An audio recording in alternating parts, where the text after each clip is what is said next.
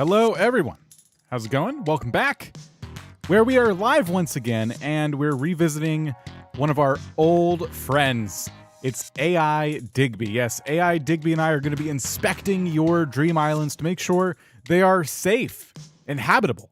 It's very important that the villagers that are housed on your islands are living their best lives. And if you're not going to do that, well, you might suffer some fines. Okay, I'm just going to warn you right now, this might be the most expensive dream tour we've ever done for you if you do indeed get selected. So we'll see. I hope your wallets are ready. How is everybody? Welcome. Thank you for being here. Just a quick note. If we saw your island in a recent stream, like, because we've been doing some dream streams lately, like if it was your island, not your happy home room, like your island, maybe don't submit this time unless something's dramatically different. If it's like dramatically changed, but if we haven't seen it in a substantial amount of time, feel free. I just want to make sure that everybody gets a chance. You know what I mean? Also, if you're a member in Discord, I've left an exclusive members only form for you. So you can have 2 forms to submit on, which is pretty cool. Sometimes we do that. So jump in the Discord if you haven't already, if you're a member, and see the message. It's in, well, hold on, let me get the channel name for you because there's only a few submissions on there right now. It's in a channel called Dream Tours. It's under the Billionaires Club Discord section. So, yeah, if you're a member, go check that out. Otherwise, you all have access to the form right now where you can submit your dream addresses. It looks like we already have a bunch in there, which is great to see. So we'll pick from that form first. We'll come to the members form in a little bit. But yeah, cool. Thank you all for being here. I think we'll just probably go ahead and get started. Hope you're doing well. One more quick announcement before we get in here, actually. Let me see how far up the chain it's moved now. In Discord, while you're over there, in the announcements channel, if you scroll up a bit, there is a post from me from about a week ago or so. It is a pretty long text post. It's one of the few times I've pinged at everyone. And in there is a moderator application. If you've been hanging out for a while and you feel like you would like to be a moderator, feel free to apply. I'm about to start going through those apps. We have a handful in there that I need to go through and start, just reading and everything. So if you're interested in becoming a moderator, we're looking for a small handful of mods to add to the team. It's voluntary. We try and keep it really chill. So yeah, feel free to do that. But no obligation, of course. Cool. I think that was my beginning of stream announcements. So yeah, let's go ahead and jump into the bed here, and we will pick our first island. It's going to be awesome. I can't wait to see your islands. Thank you for being here. Yeah. This should be good. All submitted. Nice. Glad to hear it. Fill out the form. Nice, nice. All right. Don't forget to drop a like. Olga, thinking about the likes. Appreciate that. If you haven't already, feel free to subscribe. It only takes a sec. All right. So I want to dream.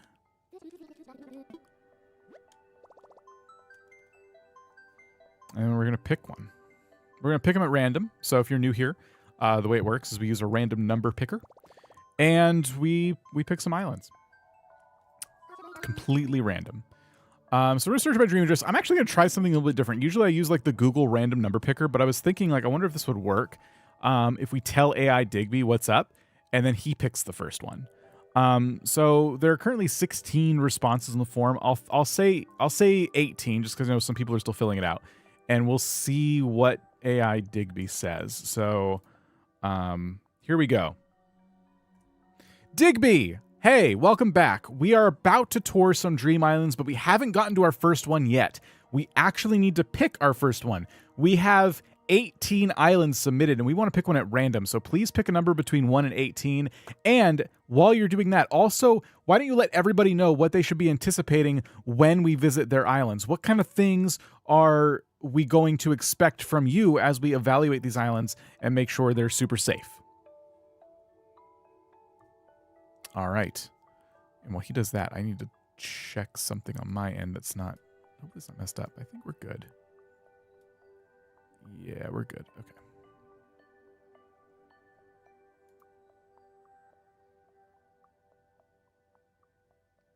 All right, he did pick a number. Ah, hello there.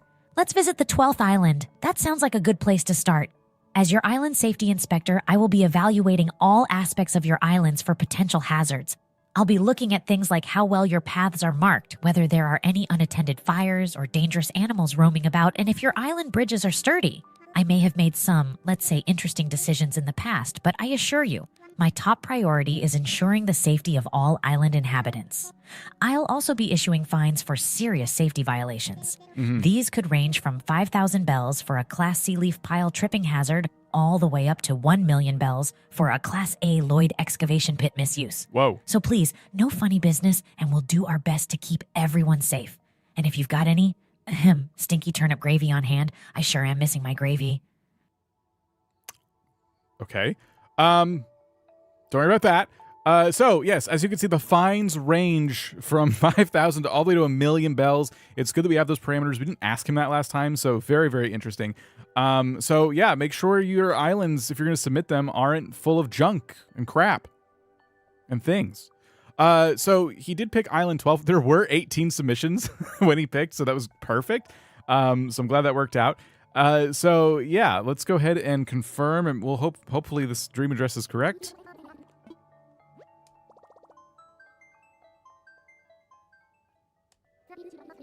Maki, yes, from Easy Soft Scorpio. I don't know if I'm saying that correctly, but I think hopefully I'm saying all the things correctly.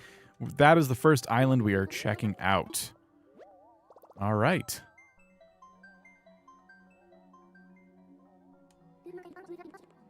Here we go.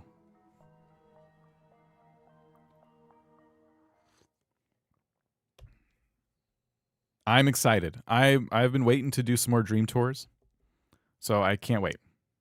Mochi. Sorry, I don't know. Do you see me? This is what we're dealing with, okay?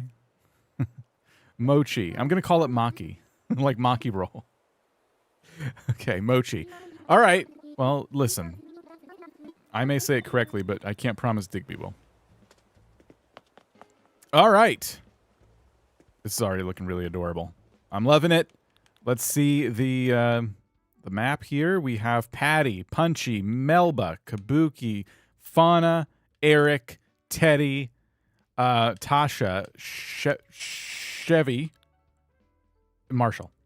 Love the flag. This is awesome. This is very like city vibes. This is cool. I don't know at what point I should like start explaining it to Digby. I just want to kind of take it in right now. I'm guessing your island entrance is so close to being centered with resident services, but that's okay. You made this work. I actually really, really like this entrance. I like that you have the railing here with the trees and the flowers. It looks really nice. And let's go down this path here. Look at this.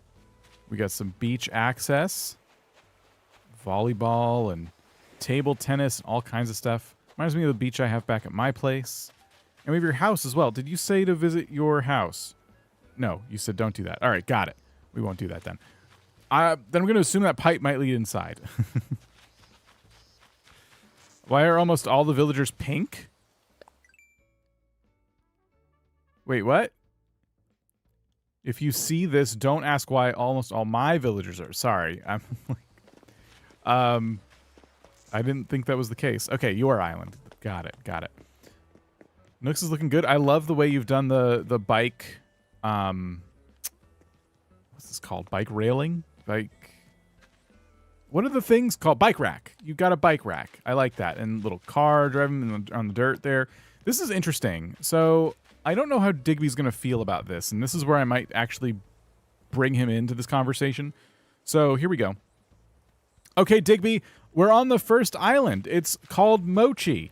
And it's pretty nice. It's got some city vibes mixed with some like kind of rustic farming vibes. It's pretty cool. It kind of like teeters between being kind of like a city and a countryside. It's nice. For example, in front of Nooks is like a lot of like lovely concrete like tiling, like patterns and everything. It looks really nice out here. A lot of room to mill about. And then in the background of Nooks, there's a bike rack with 2 bikes tied up. And that's pretty cool. They're thinking about the safety of people's bike transport. But behind that, what's really interesting is there's a car kind of driving behind Nooks, and it's like clear to me that this is a dirt road.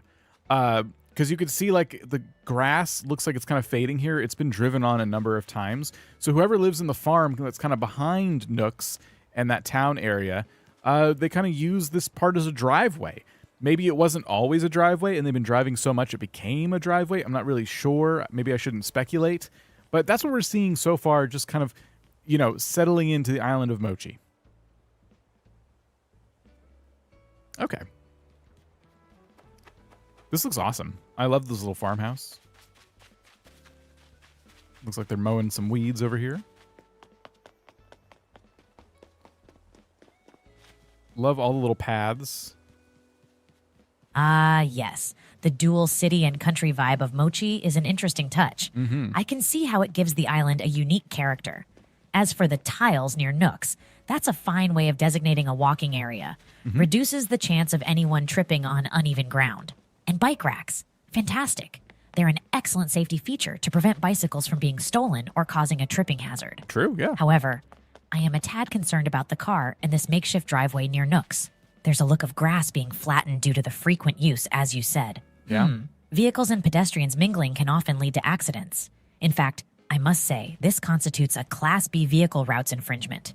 The fine for this is 15,000 bells. Yikes. Oh, would anyone around here have a bowl of tarantula net gravy? My throat's as dry as Sahara. Okay. Well, okay, I'm so sorry, but you're up to a fine of 15,000 bells. Because of this makeshift driveway situation you got going on here. Pretty clear violation there. But we'll continue. So I love the little food truck back here, serving up sandwiches and such. Then there's a little plant stall, and it looks like a little bakery here as well. Oh, there's a dog sitting on the... Well, that's pretty cute. Okay. Well, now we're in kind of an outdoor eatery. So there's a cafe, and they serve baked goods. And there's also a little puppy on one of the stools sitting, you know, by the table. I don't see its owner anywhere. There's a plant stall kind of behind that, and nearby is also a food truck that's serving up sandwiches and stuff for everybody. So a lot of different places to kind of eat and shop around here, as well as some benches and things to relax. You can go buy balloons at a local balloon stall. It's pretty cool. Excuse me. All right, let's keep looking. This island is really nice. Oh, I love the orchard.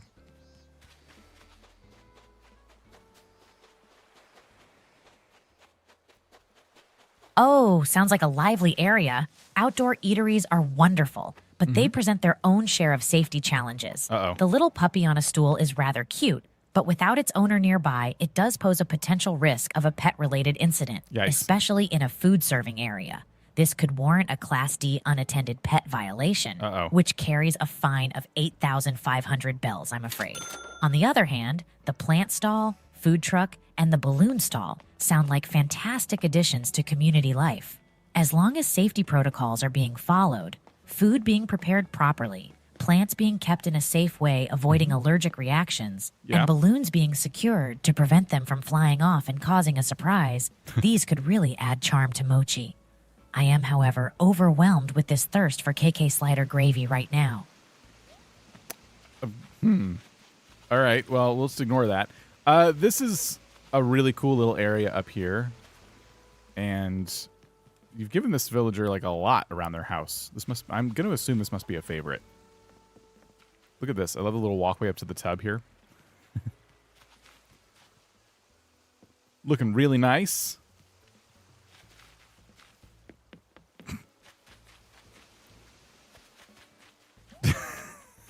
Does he want gravy made of KK Slider? I think KK Slider just maybe sells gravy as like a side business. I don't know. I think it's best not to ask questions.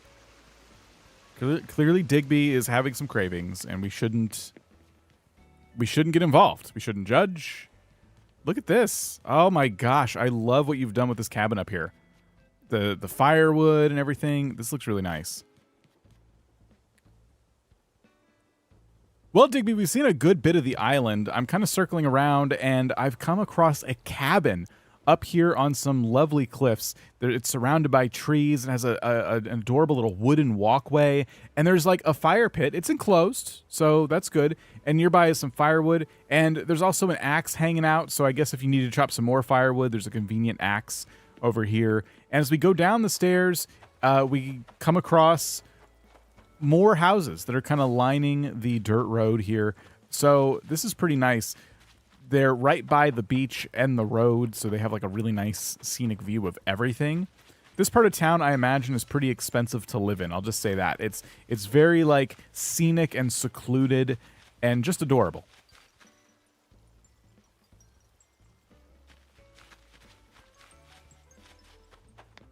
Don't mention the axe. Why? It's a convenience. It's good to have an axe here so you can like chop more trees. I don't understand what the big deal is.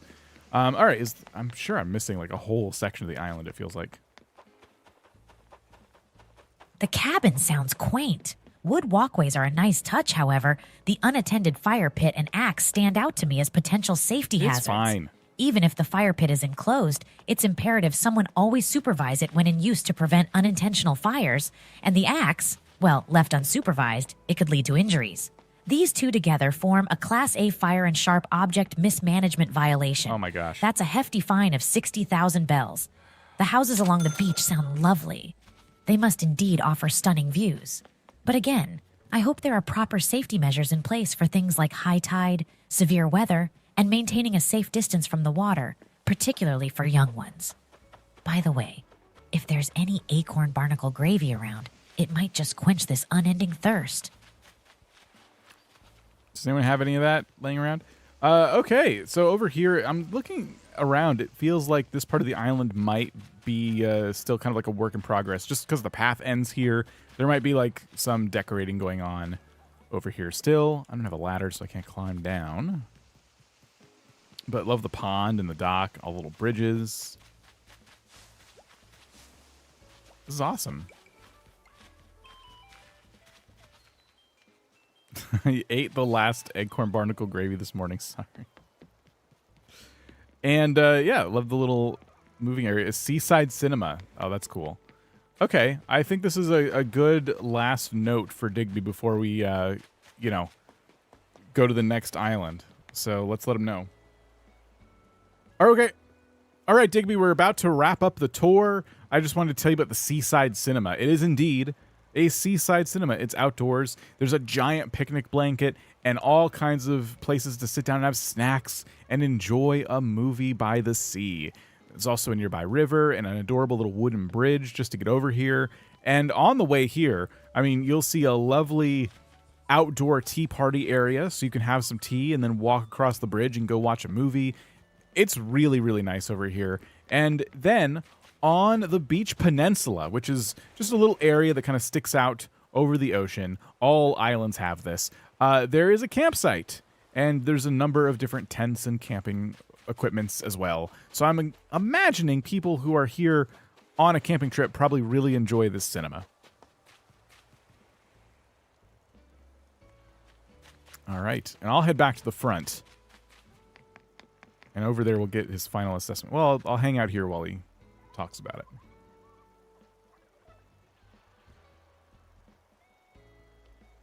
Oh, a seaside cinema? That does sound splendid. However, being outdoors, we need to think about the possibility of unpredictable weather. I would suggest some kind of shelter, or at least a planned evacuation route in case of severe weather. Without it, we're looking at a Class C no outdoor emergency backup plan violation, which incurs a fine of 20,000 bells. Oh my gosh. The outdoor tea party area and the little wooden bridge both sound quite charming, but we do need to make sure that bridge is sturdy.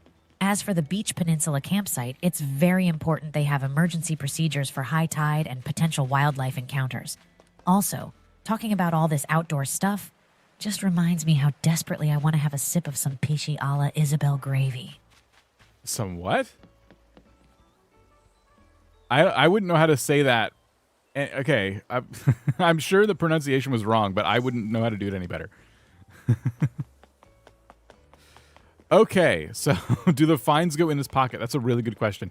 We might ask him that. Okay, we need to get the final score for this island. So, let's see what we got. All right, Digby. Well, we're wrapping up the tour of Mochi. Mochi. I forget what it's called. Listen, tour's over. So, you've seen a lot of areas on this island. You have a lot of things to say. You've issued a lot of fines. It's time for you to give a grade of this island, and I also need the total of all the fines because I refuse to do any math myself. Okay. Let's see what he says. Maybe he'll do the math wrong. Maybe you'll come out ahead here.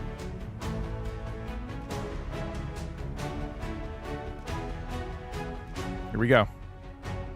Oh, wrapping up already? Time sure flies. From what I've seen, Mochi is absolutely breathtaking, but there are quite a few safety concerns that we need to address. The fines I've issued come to 103,500 bells in total, which consist of a 15,000 bells fine for the vehicle routes infringement, 8,500 bells for unattended pet violation, and a serious 60,000 bells for the fire and sharp object mismanagement violation, plus a 20,000 bells fine for not having an outdoor emergency backup plan. So considering all these factors, I'd say that Mochi gets a grade of B. There's a lot of potential here, but also a good amount of room for improvement when it comes to safety. Oh boy, I am just parched. Could use a good chug of KK Swing gravy right about now. Okay. So there it is. You've been issued a total fine of 103,500 bells. Hold on. There we go. And hey, you got a grade of B. That's awesome. Congratulations. That's not terrible. Overall, it seems like Digby really liked your island. You just pay those fines. Everything's gonna be cool. Chill. It's gonna be great.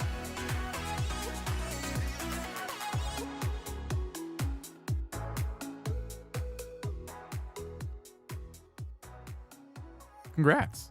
Yeah, that was grade B. That's awesome. All right, we'll go to our second island.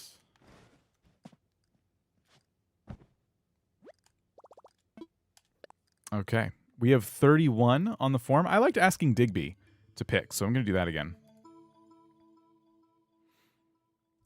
All right, Digby, it's time to go to the next island, and I need you to pick the island. We have 31 submitted, so I need you to pick between 1 and 31 and let us know which island we should tour.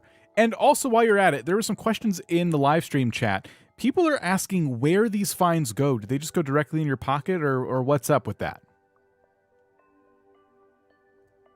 Okay, let's see what he picks.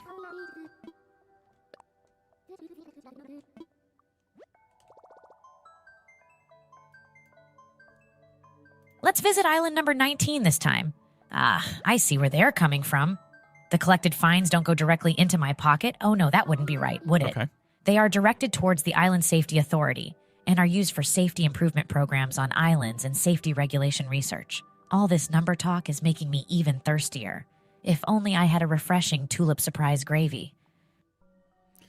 All right, well, you've gotten him a little flustered, I think. But yeah, so there, you've heard it here first. He's not pocketing the money.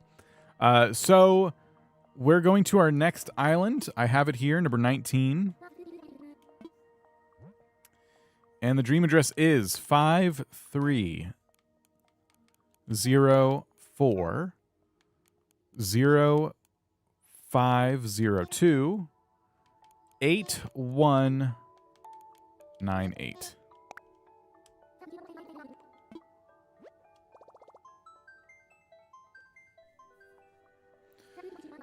We're going to the island of Nirvana, and the YouTube username is Tales from a Tired Mind. That's a long name.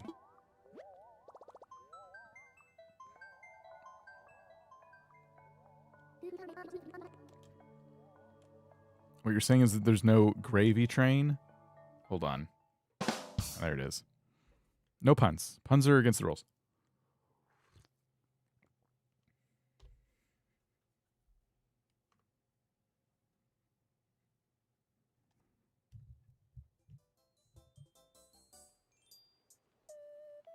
All right. Wow. There's a lot of foliage, a lot of organic material around here. Okay. Oh, I love the flag. That looks amazing. We have Ellie, Rowan, Audie, Cranston, Ruby, Babra, Lucy, Renee, T-Bone. I never see T-Bone. And Shep. They're all kind of scattered up in the hills. This is looking really nice. I love this map. This is looking nice. Did you make this flag yourself? It looks incredible. All right, so we got Bubblegum KK welcoming us here. And just right off the bat, a little nature path. If we come up here, we have the island entrance. Very closed off. Look at this. It's like a frozen over swamp. I don't know which way to go. Let's go this way, I guess. I see a little tomato garden, and oh, it looks like we were on a farm. It's a broken down car. This is private property, so I will make sure to let Digby know so he doesn't get all uppity about the broken down car. I like the little pigs, though, grazing and stuff. And I love what you've done with the lights between these fruit trees. Oh, this looks awesome. I love your use of items. This is really creative. I've never seen anyone use items this way. Like, it's like I have, but I haven't. It's the way you've arranged things. Do you guys know what I mean? This just feels really unique. What happens if your island really isn't decorated? It would probably just be a shorter tour. There'd be less for me to describe and look around at, but that's okay. Okay, so yeah, let's start with this farm. Okay, Digby, we are on the island of Nirvana. It's our second island, and it looks amazing. As we were arriving at resident services, we noticed that there was a lot of like wild wheat growing everywhere. We're kind of like in the middle of just a really natural kind of area. There is an entrance to the island by the airport, and you have to like cross over a big bridge. There's railings on the bridge, don't worry. And you kind of, while you're walking over the bridge, you can see down, and there's like a swamp with a lot of wildlife and stuff like that. And then I decided to walk over to the right, and I crossed a bridge, and I ended up on someone's farm. Now, this is really cool. There's like a little pig pen with pigs grazing, and there's like tomato plants and wheat plants and all kinds of stuff. And they have their car. It looks like it's in really bad shape, but they have a toolbox here and like a can of gasoline and everything. So it looks like they're fixing up their car, kind of, you know, just on their own property. I want to make it clear, Digby, this is private property. I know normally if you saw a car broken down on a road, you would get really upset, as you should. But I'm on private property right now. I was invited here, though, so I'm not breaking any rules myself, so don't get all mad at me. Anyway, so that's like the first landmark we're seeing on the island of Nirvana.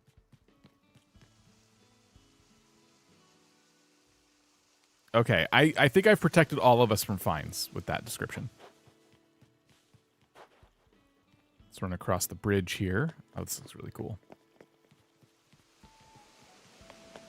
Oh, the museum entrance. This is awesome. Oh. Isn't Cranston here? Ah, Nirvana. The name itself brings a sense of calm. With such natural beauty and wild wheat, it definitely gives this island a unique charm. Railings on the bridges and thriving wildlife in the swamp. What a wonderful sight. Visiting a farm on an Animal Crossing island is always such a delightful experience. It is. You mention a pig pen and a variety of plants, which is great, but I do hope they are abiding by the appropriate health and safety regulations for maintaining livestock and plants. The car situation is interesting indeed. You're right, it's on their private property, so it's a bit different. Yeah. However, keeping a car in a rundown condition, even on private property, can lead to hazardous situations. Not if it's If a child were to stumble upon the car and unintentionally trigger something, it could cause harm. This is in violation of our Class L private vehicle maintenance regulation. I'll have to issue a fine of 30,000 bells. Oh my gosh. You know what would be mighty refreshing right now? A hearty bowl of turnip dream gravy. Asterisk sigh asterisk. An odd craving, I know.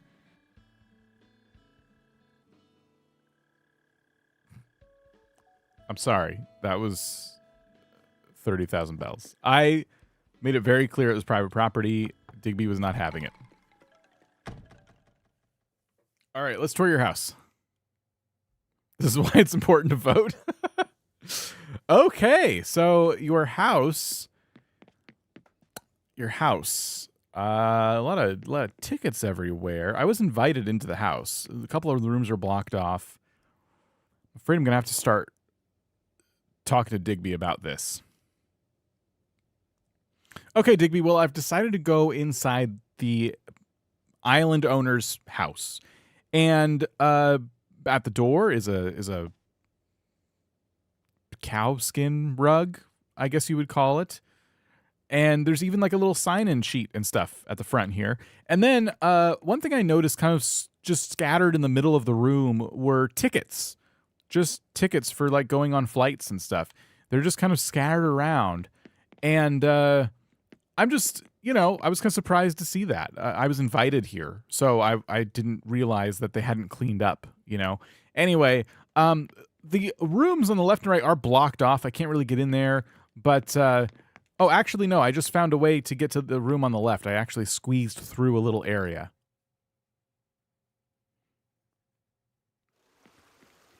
And I ended up in their bathroom, I think. Okay, I get it. So there's like 3 tubs on one side. And the other side of the room, there's these little stalls. But instead of toilets, they just have these little buckets and some slippers. So I'm guessing you just kind of like put on the slippers and you hover over the buckets and whatever happens, happens.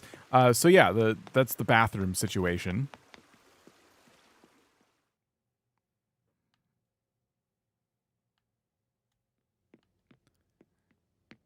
And then you can actually get in the other room. I was wrong. None of them are blocked off. I just had to squeeze by a bookshelf. I wasn't expecting that.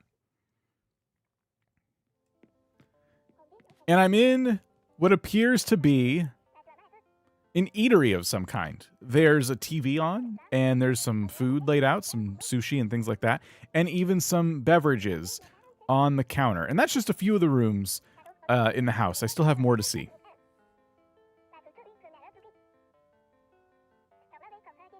Okay.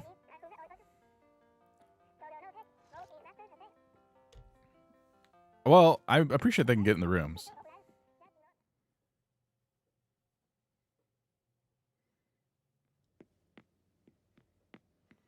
What a peculiar house layout indeed. The cowskin rug and sign-in sheets certainly mark a unique entrance. However, I am a bit concerned about the scattered flight tickets. Me too. They could pose a tripping hazard, so that's a Class D tripping violation, which comes with a fine of 7,500 bells. As for the bathroom, using buckets instead of toilets, well, that's different. Hygiene's super important, so I'd worry about any spillages or mishaps here. That could very much be a violation of the Class A sanitation policy, hence a 50,000 bells fine. Ooh. The room that appears to be an eatery needs to follow health and safety rules around food storage and display. I hope the beverages are stored at the right temperature. Do I smell Dodo airline gravy? Oh, it's just my yearning getting the better of me. Huh. All right, and then in the back. Huh, that's interesting.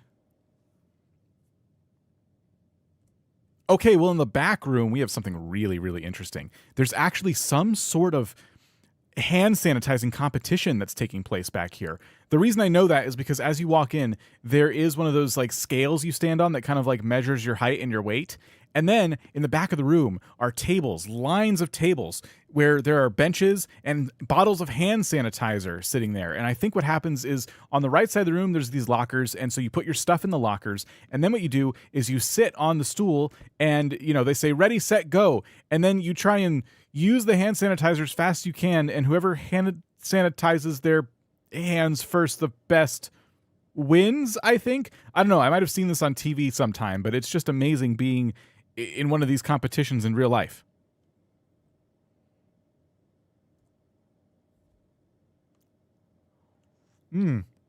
Olympic hand sanitizing competition. Thank you. I was trying to think of like better words to use. Yes.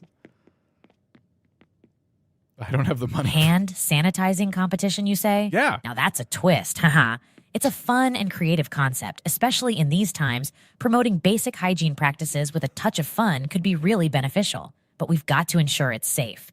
The scale for height and weight measurement should be in a stable condition. It is. And the usage of hand sanitizers requires proper training. You can't just go squirting bottles willy-nilly, can you? It sounds silly, but we have a Class B overzealous sanitation violation for these What? potentially slippery situations. The fine sum for this is 12,000 bells. Do my eyes deceive me, or is there a hint of roasted dodo gravy over by the lockers? No? Oh, just my thirst playing tricks on me again. Okay, sorry. I did not think that would result in a fine. I thought he would just like to know about the Olympic hand sanitizing station. You're killing me. You'll be fine. Listen, you can't be worse than Mochi.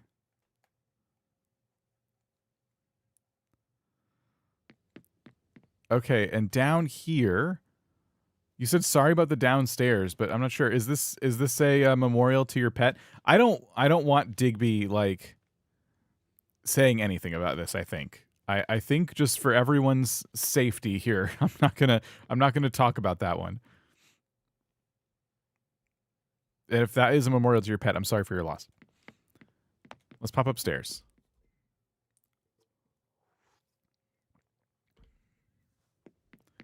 Upstairs, we have, like a dual bedroom situation. This is kind of cool. A shrine that's such a hazard. This is cool. Wait a minute. What's going on here? Hang on. No. I'm sorry. This is too weird. All right, Digby. I have a weird one for you. I went upstairs, and it seems like there's 2 bedrooms upstairs. And on the right side, it looks like, relatively normal room. We got a bed. We got a desk for doing some work. We got a keyboard for learning to play music. There's some art on the walls. It's very normal. Very normal. The other bedroom, a bit confused because, you got a bed and a table and an ottoman and a couch and a dresser. There's art on the wall, blah, blah, blah. The bed is surrounded by spotlights. You heard me correctly. There are 4 spotlights pointed at what should be an occupant in the bed. I don't know if this is some sort of fancy alarm clock or cruel joke or science experiment, but you are an expert and I am not. And it's my job to report these things to you, so I'm just letting you know what's going on in this house.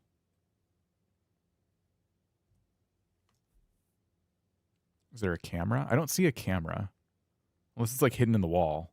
I wouldn't be surprised.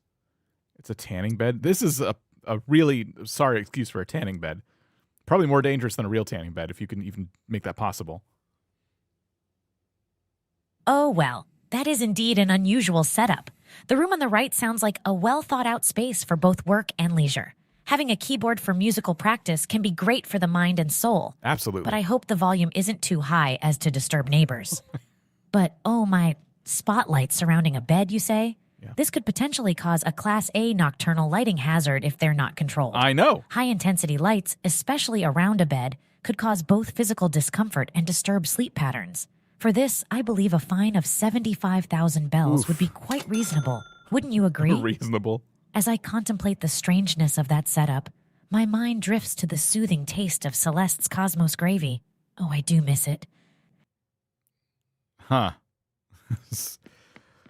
Whew, 75,000 bells, quite reasonable. Okay. Well, we saw your house. Thank you for the invitation.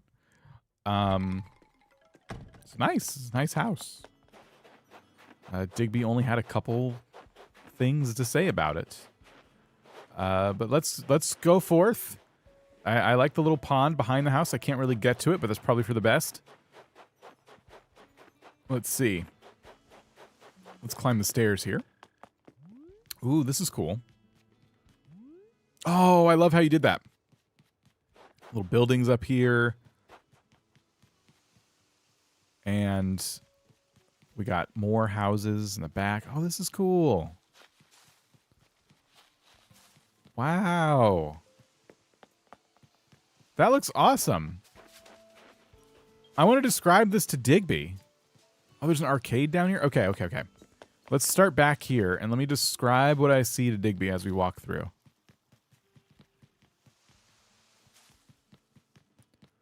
Okay, so. Well, now we're outside again, Digby, and I've climbed up some stairs, and now I'm on a little forest path walking through, there are buildings and houses and lots of trees. It's really gorgeous out here. There's even a pond nearby, and next to the pond is like a little pile of leaves, and there's like street lights, so it's like well lit and everything. And this is just a really nice, quaint area, but kind of overgrown, but in a very pleasant aesthetic way. I see some gyroids back here playing the board game Trouble and Hopscotch. So they're having some fun. And then I climb down some stairs, and there's a picnic with some gyroids having a picnic. And then there's even down here an arcade, like a full-blown arcade if I climb down some stairs again, with all kinds of those crane games. You know, the ones that sometimes scam kids out of quarters? And then, like, a bunch of arcade games. And gyroids are, like, occupying this place. It is hopping right now. It's very, very busy right here, with gyroids just enjoying all kinds of games. We're walking by a parked car who's left its headlights on, unfortunately. Climbing over a bridge here, and back at the entrance now. But it was a really nice walk back there. Okay. I had a lot of nice things to say, and I think Digby is going to hear me out and understand that that was just a pleasant area in general.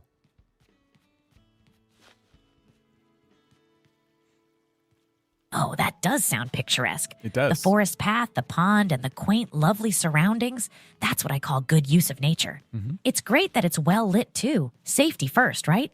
The gyroids seem to be enjoying the area quite a lot. They are. Board games, a picnic. That's lovely. Just remember, folks, always clear up after yourselves when you're out in nature, okay? The arcade, though, that's fascinating. While it's undoubtedly a fun area, we need to make sure that all the games and crane machines are functioning properly to prevent any mishaps. As for the car left with the headlights on, it's not only a waste of battery, but if pointed in the wrong direction, could temporarily impair the vision of passersby, earning it a potential Class C moving hazard infringement fine of 15,000 bells. Phew! All this talking makes a dog thirsty. If only I had some Nook's Cranny gravy. Oh, man. Well, speaking of Nook's Cranny, why would you say the kids get scammed? They do in real life. Those crane games are a total joke. Okay, you gotta be honest with Digby. He'll know otherwise. Speaking of Nook's Cranny, I'm outside there right now, Digby. Unfortunately, they are closed, so I can't get you any of that gravy you want. But it looks like they are getting a big shipment of goods in right now. The truck has pulled up. There are boxes everywhere. It looks like Timmy and Tommy spent so much time trying to unload it that they went home for the day because they just couldn't finish unloading. And I don't know where the truck driver is. He probably went to the arcade or something because they didn't unload his truck in time. I don't know. Anyway, I'm passing by there now, and I've come upon a fish market.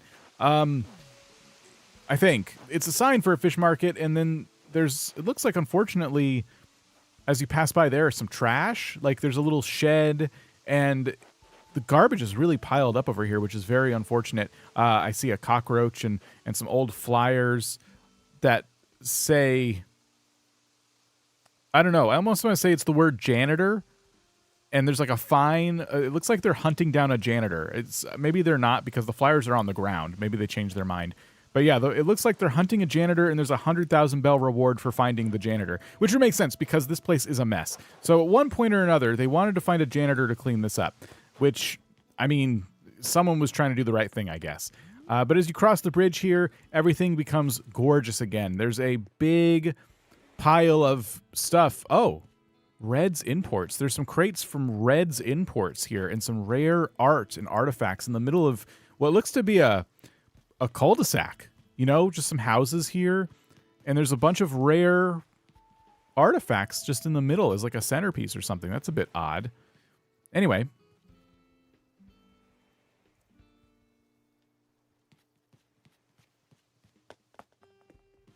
This is nice. What's this? Garage sale?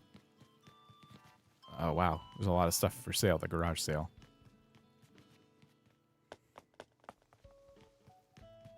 It says wanted? Oh. That's kind of the same thing. Nook's Cranny is usually a bustling place full of items and great deals. Seeing it closed with boxes everywhere is disappointing. Did you say the truck is still parked there? A vehicle left unchecked and boxes on display can easily cause an obstruction, leading to a Class B static obstruction violation. Oh, and that's a fine of 10,000 bells right there. The fish market sign and trash here sound like they could use some cleaning up. I'm especially concerned about the piled up garbage and the cockroach. That's a potential health hazard right there, hence a Class A waste management breach. And that comes with a rather large fine of 50,000 bells. Oh my gosh. The flyers about the janitor search make sense considering the mess. But a Red's import crate with rare art and artifacts in a cul-de-sac? It's intriguing, but slightly worrisome from a safety standpoint. Could potentially be a Class D questionable goods placement violation. That's a penalty of 12,500 bells. Gosh, I don't know what's thirstier work, the inspection or tallying the fines. If only I had the refreshing taste of Brustoid gravy. Tallying these fines sure is exhausting. I describe things terribly. I'm just doing my best over here. I don't know what I'm getting hate for. I'm just the assistant safety inspector, okay? I don't make the rules, all right? But Digby sure does. Digby, I'm at my next location here on the island of Nirvana. There seems to be a garage sale going on, and there's a lot of stuff here piled up in front of this house. It's piled up in a nice way. I shouldn't use the word piled up. It's very organized, and there's a sign that says garage sale, so it's clearly labeled, and there's all kinds of stuff. There's a stroller and a lamp and a teddy bear and tables full of goods, and it really looks nice next to the very quaint, adorable river. And then nearby is, if I go down this hill, a beach. The Red's import sign is back, and it looks like a lot of stuff is here next to where Red would park his boat. It's a little bit suspicious, if I do say so myself, given what I know about Red. But other than that, I mean, it's a pretty cool looking area. I wish you were here to witness it for yourself. And then if you go up the mountain just a little bit more, you come across the campsite. It is loaded with flowers, rare green mums everywhere, and purple mums, and all kinds of stuff. There's a gyroid enjoying the campsite by the fire, and it's, yeah, just really nice. It's cool to see this island so active and full of life. There, how was that? I think I did a fantastic job describing everything I saw. Digby's not going to be one bit confused by that. And I think everything's going to be fine. A garage sale. How lovely. Mm-hmm. It's a great way to promote reusing and recycling. However, it's important to maintain a pathway and keep exits clear. That mess could constitute a Class E pathway obstruction violation, costing them 10,000 bells. Oh. The Red's import scene sounds a bit suspicious. We might have a Class F questionable dealing violation here. That's another 40,000 bells, I'm 40. afraid. The flower-filled campsite sounds truly delightful. A place of relaxation, perfectly blending with nature. Yes. I hope there's a safety boundary around the fire, though. All this exploration's left me parched. I could really do with a fossil fizz gravy. If only I had a cup to drink it from. Gross. Okay, so I'm not going to tell him that there is indeed not a barrier around the fire because I'm feeling really bad about just how steep these fines are. Digby had a lot to say. The beaches look really nice. I'm trying to decide if there's any other things I want to tell Digby about before we get our final assessment here. Look at these little areas. Oh my gosh, it's so cute. This is great. Your island looks fantastic.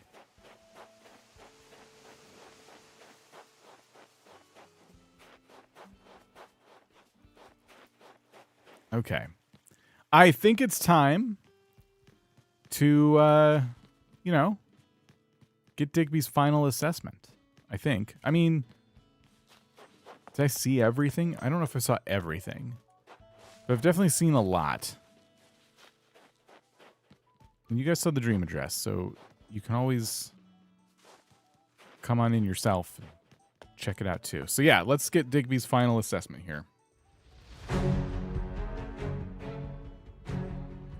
Okay, Digby, well, we've reached the end of our tour of the island of Nirvana, but before we go to our next island, we need to know from you what grade you're going to leave them with after hearing everything you've heard.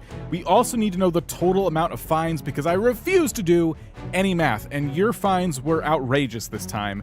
Everyone who's watching right now is completely appalled. But anyway, let us know. What is the final verdict?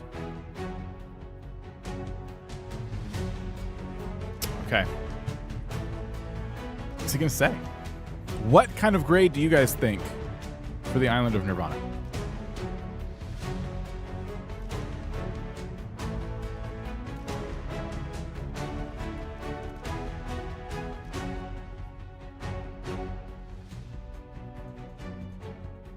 Well, from all the observations, Nirvana has indeed presented us with quite a mixed bag.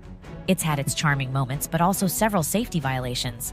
The total accumulated amount of fines comes to a whopping 112,500 bells, consisting of a 10,000 bell static obstruction violation, a significant 50,000 bells for the waste management breach, 12,500 bells for a questionable goods placement violation, a 10,000 bell pathway obstruction violation, and a 40,000 bell fine for questionable dealing violation.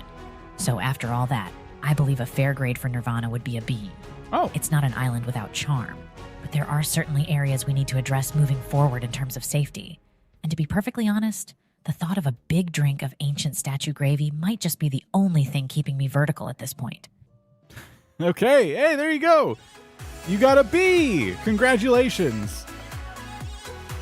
Despite all of those outrageous fines, you got the grade of B.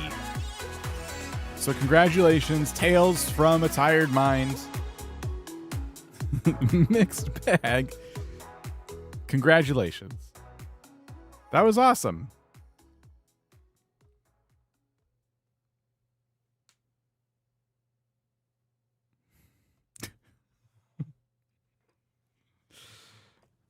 Okay. Digby's incredibly thirsty, by the way. So it's just really nice of him to take time. You know, clearly he has other stuff to do. Take time and, like, review your islands and make sure they're safe. I just hope you guys leave some something in the chat for Digby. Like, I don't know. What emote could we use to honor Digby? Yeah, the Sherb Heart emote is a pretty good one, I think. You know? Just hearts for Digby, taking time out of his busy day to make sure your islands are safe. Okay, so I want to dream. We're going to have him choose the next one here.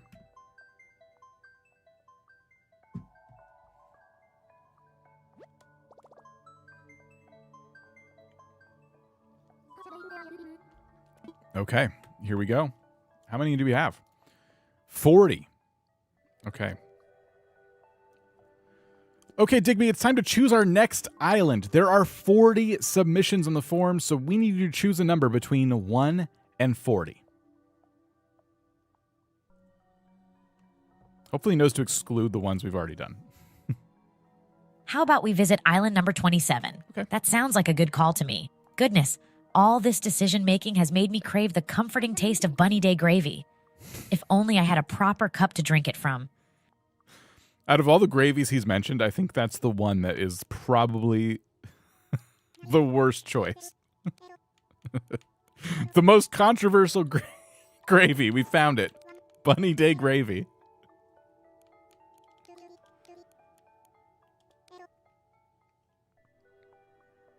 Did I choose the right one? I hope so. Okay. It is yours, Angel Eyes. The Island of Lone.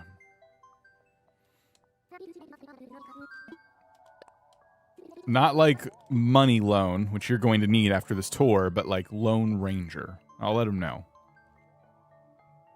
Bunny Day gravy sounds like chocolate syrup. We need to do a members one. Yes, thank you for reminding me. That'll be next. I'm going to get the members form like on my screen.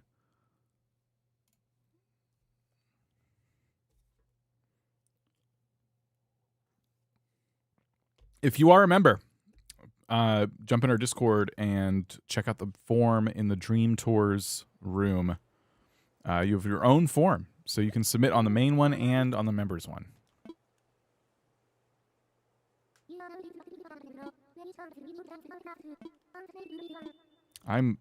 Oh, wow. Oh, wow. Oh, wow. The flag has like a radioactive symbol on it. Okay, Biff. Whoa, look at this layout here.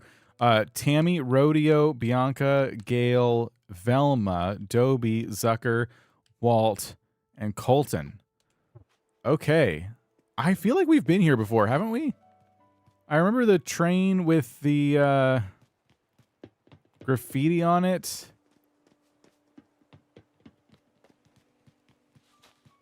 Do you guys remember this island? Or am I just, is this similar to another island, but not the same one?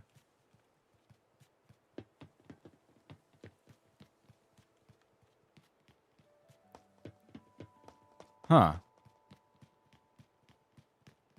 I'm looking around, and there's parts of it I don't remember. But I think there's one area that will definitely give it away. It could just be similar.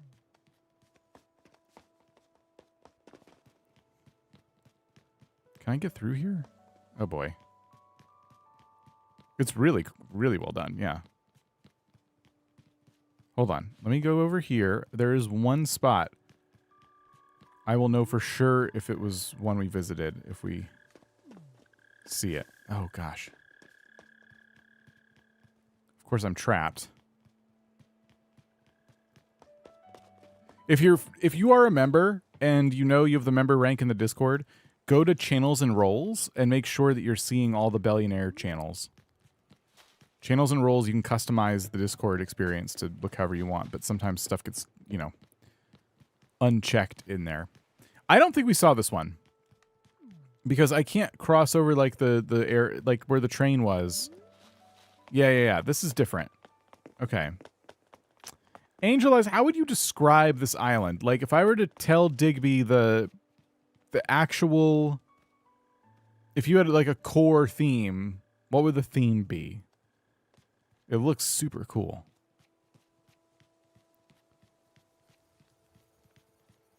But if he knows what to expect, radioactive biopunk. Okay. I gotta say, there's a lot for me to describe here. Great choice, Digby. We are on the island of Lone. And not like Payday Loan, but Lone Ranger. That's how it's spelled. The island is described as a radioactive biopunk island. And you know this by the flag, which is just a big radioactive symbol. That's the island flag. And the island itself really lives up to this standard, right? Like, for example, behind resident services, there's this street and it's all cracked and stuff. And there's these old rickety looking abandoned buildings. And as we walk a little bit further, there's some cars that are on the road. Some of them look nicer than others. Some are kind of broken down a little bit. I'm seeing right now an old abandoned building with like broken windows and stuff. There's like a scooter and a trash can. There's, you know, there's streets that just kind of end in a dead end where they run right into a cliff, for example. It definitely looks like the kind of place where if you were visiting, you'd probably want to have a Geiger counter on hand just to be super, super safe, right?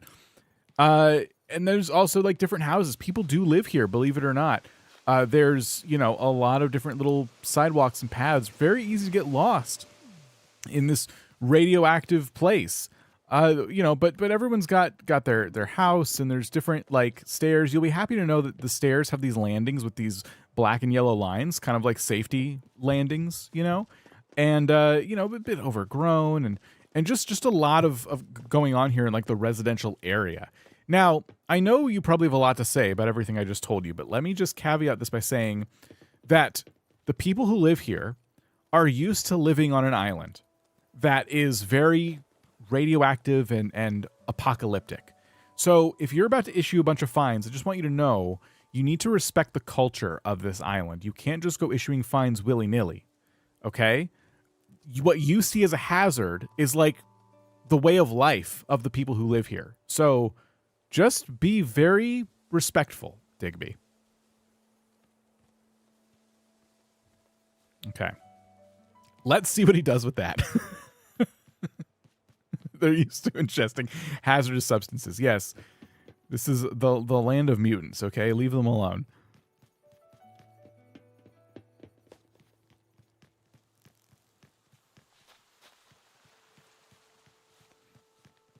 Ah, a radioactive biopunk island of Lone sounds intriguing and unique to say the least.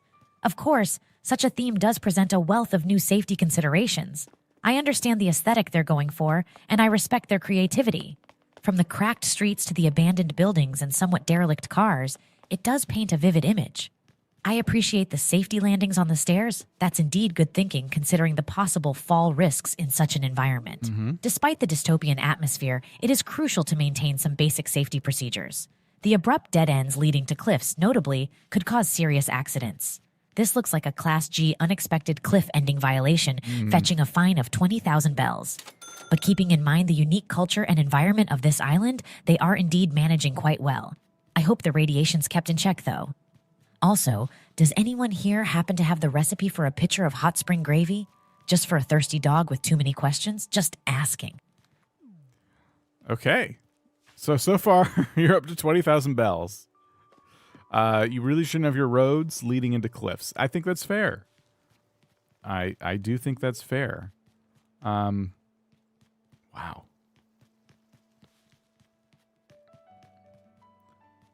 A lot of cars, a lot of traffic back here.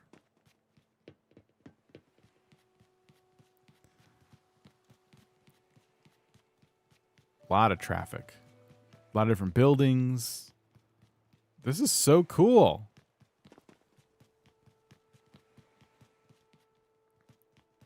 That's another street that goes into a dead end, but we've already covered that.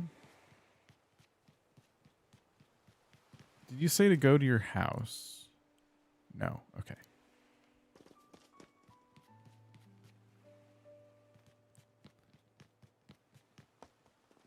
This is awesome.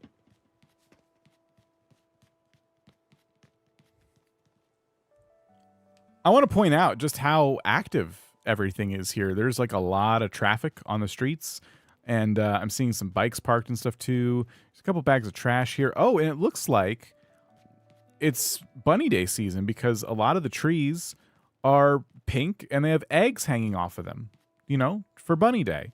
So that's kind of cool. It's nice that they're celebrating, you know, their holidays and everything.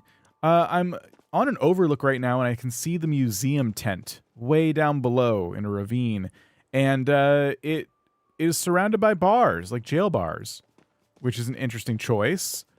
And as we walk around, we can kind of make our way down there and perhaps donate some bugs or fossils or something.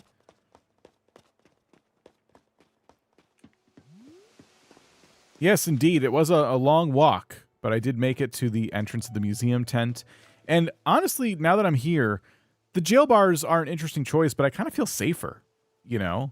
It feels like if I'm in the museum and something were to happen outside, like some kind of disaster, the bars could like close and keep everyone in nice and safe from, you know, whatever horrible things are happening outside in this radioactive town.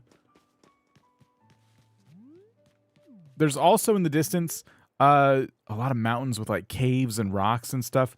I'm not seeing a good way of maybe getting myself over there to explore it more closely. But the scenery is amazing.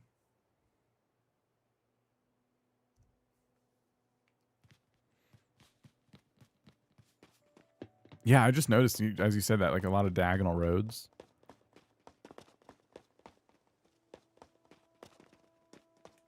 I don't know how to get back. Oh, here we go.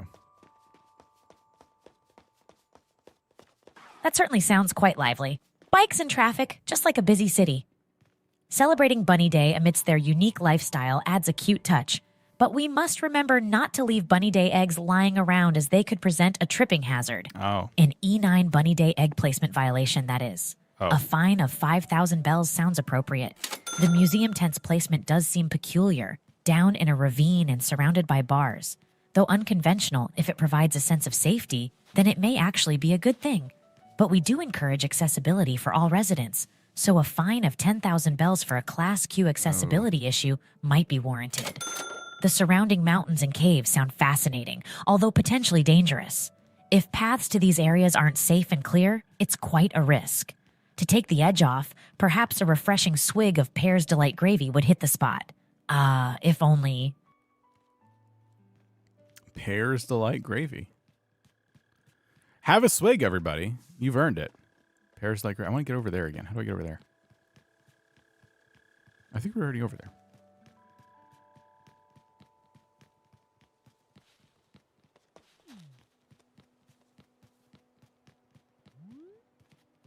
Pear gravy is just a smoothie. Changed my mind.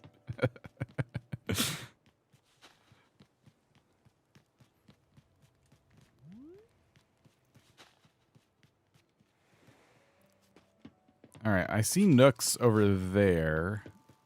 Is it possible for me to get over to that side? There are no eggs on the ground. He is making an assumption about the eggs. He's definitely assuming that you're not going to pick up the eggs. But, you know, can't really argue with the safety inspector.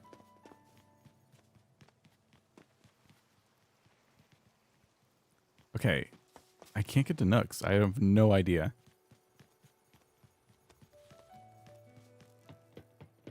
But this is awesome.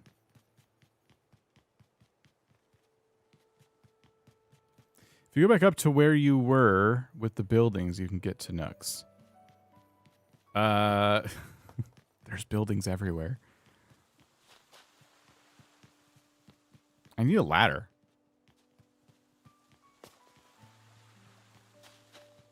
You left your car at a parking lot and it may explode. That's fine. Just the possibility that it could happen. We have to find you for that. You know, just to keep you safe.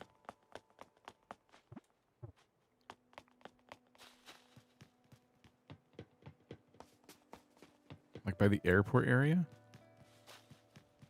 Okay, like I'm up here. Okay, and then there's some stairs.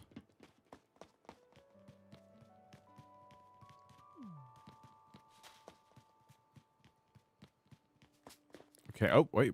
Okay. How do you get your chores done? Okay, we should tell him about the entrance. I'm not sure what to say about it.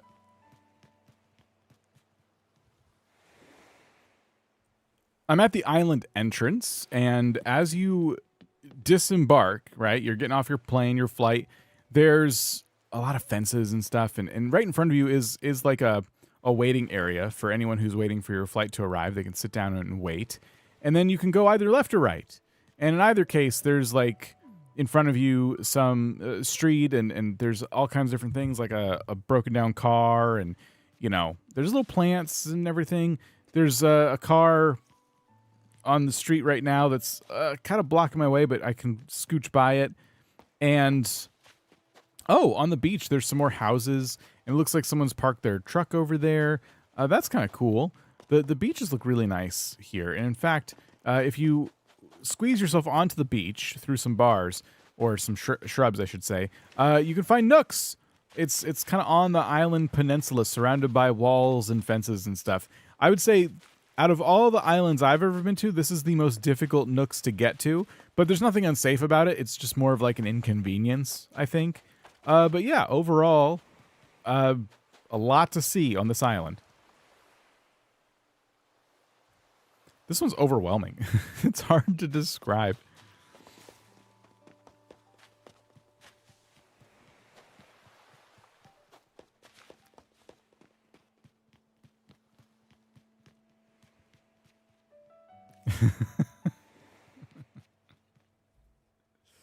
Oh my, fences and waiting areas for arrivals. That sounds well thought out. Mm-hmm. But having cars and trucks blocking pathways might pose a risk as it restricts free movement. That seems like a Class F pathway obstruction violation, for which a fine of 15,000 bells is necessary. Yikes. The beach houses with a truck parked nearby sets the scene wonderfully, but I do hope that truck is parked safely without causing any safety issues. Regarding the difficult access to nooks, it's important to have easy access paths to businesses and shops. The Class R limited access to essential services violation might just come into play here, with a fine of 25,000 bells. Oh my gosh. As I think my way around these issues, I just wish there was an iceberg borscht gravy on hand for a thirst-quenching break. Huh. Okay. He had some thoughts about that. I didn't think that would be too unsafe, but Digby disagrees. Oh man. Okay. We really racked up the fines on this one.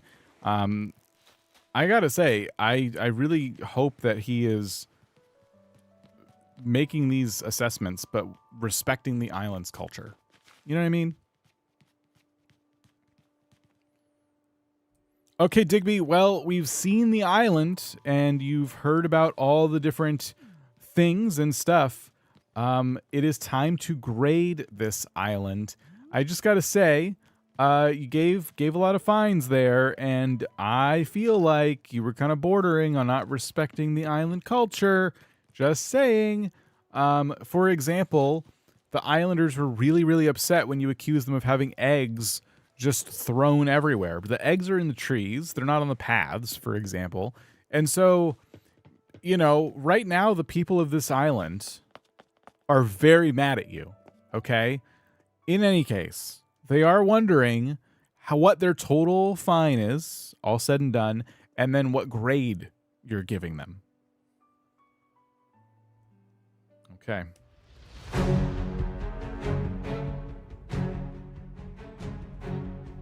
Let's see what he says.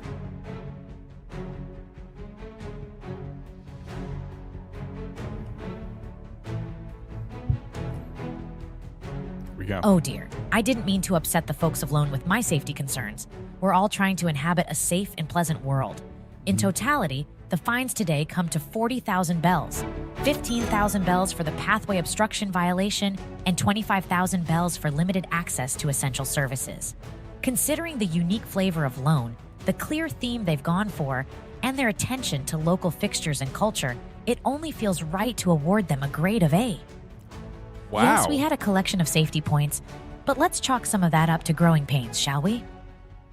On a completely unrelated note, gosh, wouldn't it be nice to have a nice sip of some tangy fan palm gravy? I could really use a quenching. Okay, well, congratulations. Not only did you get an A grade, you got a fine of 40,000 bells, which I believe is way less than what he was supposed to charge you. So congratulations. Before we leave, and we forget, we should put the letter grade next to all of these.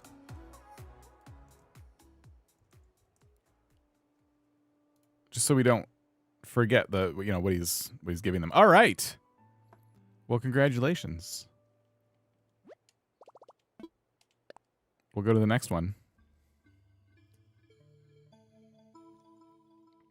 Now, this next one's going to be a members island. We have a separate form for our members in the Discord, and they've been filling it out. And we have 5 islands on there. So the chances of someone getting selected from the members form are pretty good when you consider that the other form is 43 different people who've submitted. So we'll jump in here. And we'll ask Digby to choose. Okay, Digby, thank you so much. It's time to go to the next island. Now, this island is going to be more exclusive because it is for members of the Billionaires Club, the most exclusive club in all of Animal Crossing. There are only 5 islands to pick from on this form, and you need to pick a random number between 1 and 5. So which Billionaire Island are we going to?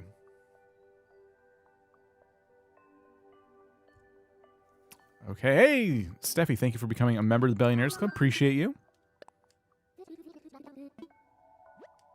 Oh, what an honor to visit a Billionaires Club island. Let's go with island number 3, shall we? Also, is it just me, or could things be a little tastier with a bowl of Sahara's dust bunny gravy on the side? Oh, if only. That's disgusting. Okay. Number 3. We're not doing members only forever. It's just, we're taking a detour, and then we'll do another non-member island. The Discord should be linked below. All right, I have it here.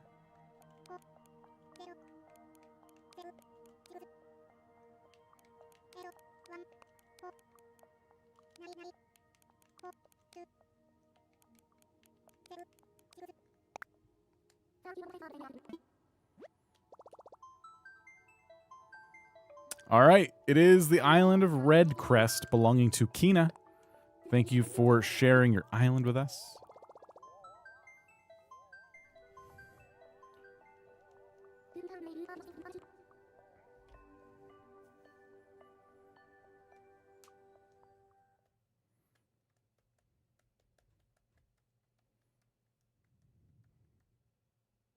This is your rags to riches island. Oh, nice. Okay. So a billionaire showing us the rags to riches island. I'm expecting some high dollar scenery.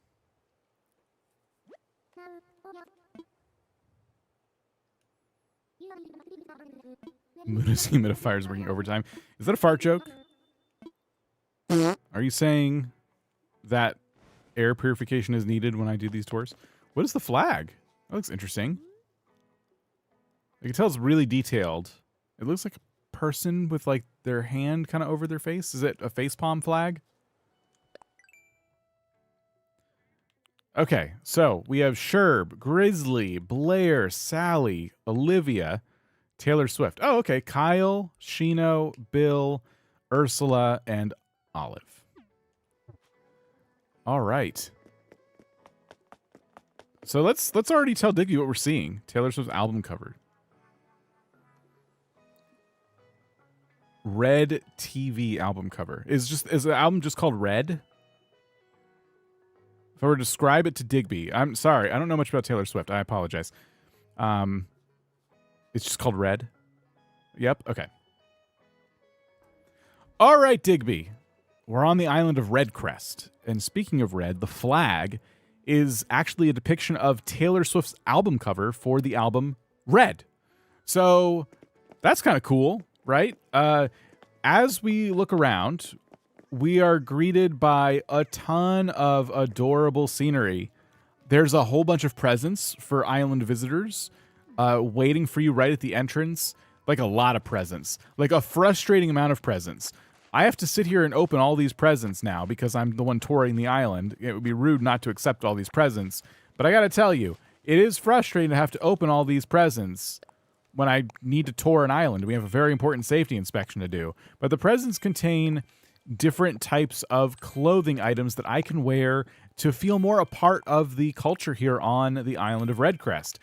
For example, we have steel-toed boots and chino pants and a biker jacket and wingtip shoes and an evening bag. And we even have a bandage and a paperboy cap and an umbrella and another bandage and a dress. So I have a lot of options here for dressing the part. So while I put all this stuff on, what do you think so far?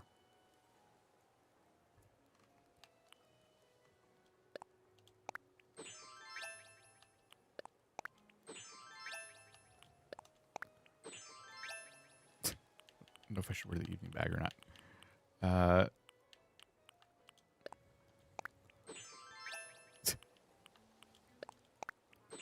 Oh, a welcome featuring Taylor Swift's Red. How distinctive and timely. Offering presents to visitors is a sweet gesture, but indeed, a large pile could prove daunting.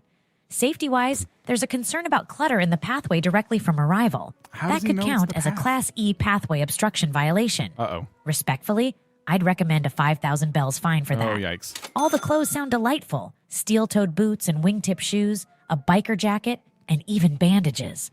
Goodness, that's a lot to take in. I hope all articles of clothing are clean and smell as delightful as KK Baroque gravy. Now there's a comforting thought. Okay, so the paths looking amazing. Okay, we're at the airport now.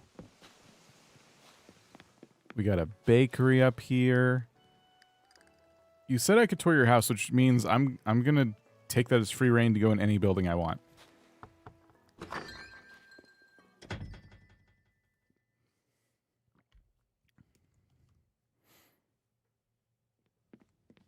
It's Blair's house. I think this is probably just what Blair's house always looks like. I'm going to assume you haven't. It looks nice, but I don't know if you've gone in, like, done some customization of your own or not. This is how it could definitely look, I think. The island villagers are not redone. Okay. So it looks like Blair runs like a little bakery or something. I'm now standing outside Blair's house, and Blair has a little bakery outside.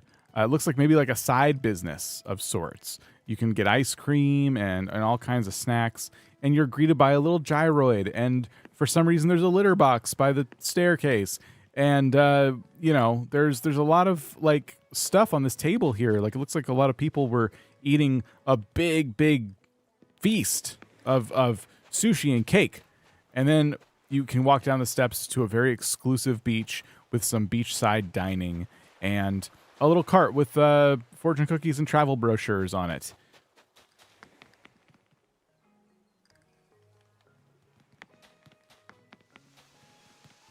Okay.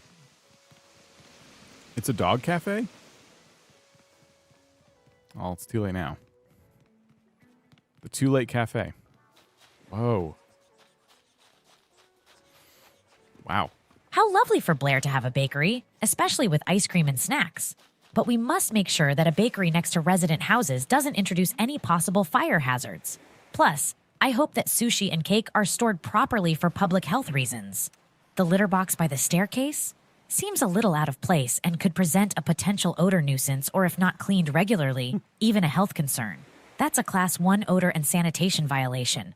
A 25,000 bells fine is in Yikes. order, I am afraid. But that beachside dining sounds so delightful. Definitely a treat. I have to say, though, this whole ordeal has left me parched. I could use a swig of my favorite Blather's fossil gravy. Wait, what? Blather's fossil gravy? That was a big fine. I should let him know. Just real quick, the fine you just left for the food left out. I should note that it is snowing. So any food left out right now would, if anything, be cold or frozen. So it's being stored at a safe temperature. And the litter box looked clean. So I don't know if that changes anything for you. But there's a lot of outrage right now by the townspeople who live here at Redcrest. And so I just thought I'd let you know that people are feeling like your fines are really unfair. We'll see if he sympathizes with you. I love the bar.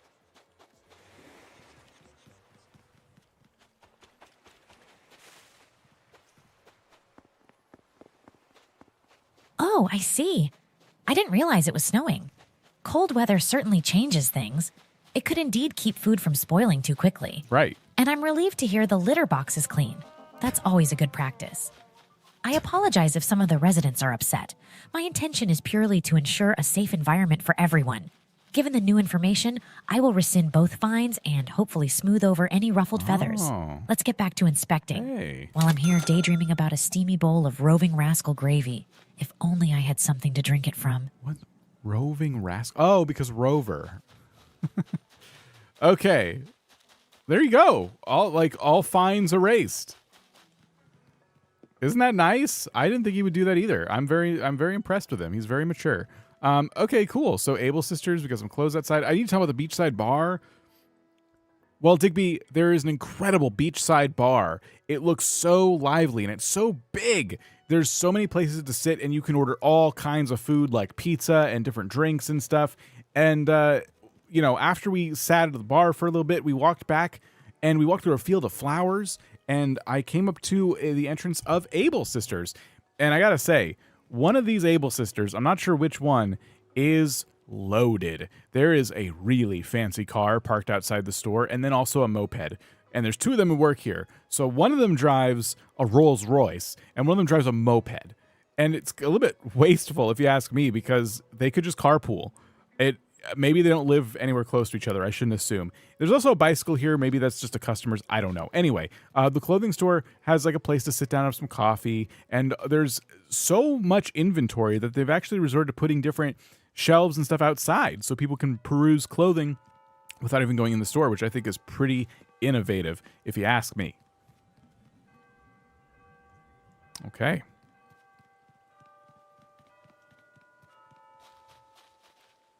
Trying to make out the town tune, but I don't really know.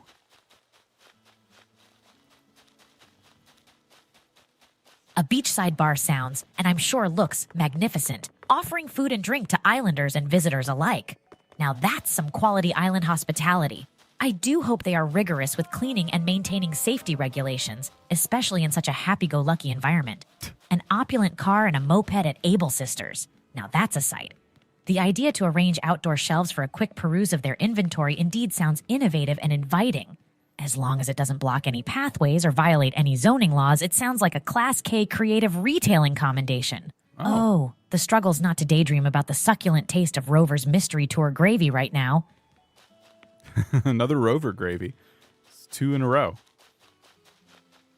You didn't get any fines. He did cite something, but it wasn't fine. It was... Yeah, I think you're still at 0. Commendation, yeah. So you're doing great. This is the safest island yet. Look at this place. This is awesome. Oh, wow. Now we're in one of the neighborhoods, and this is a fancy one. They got a big fountain greeting you as you walk in, and there's a few different houses here, not many. It looks like someone was having a party of some kind, because when I tell you there are piles of presents everywhere, I mean it.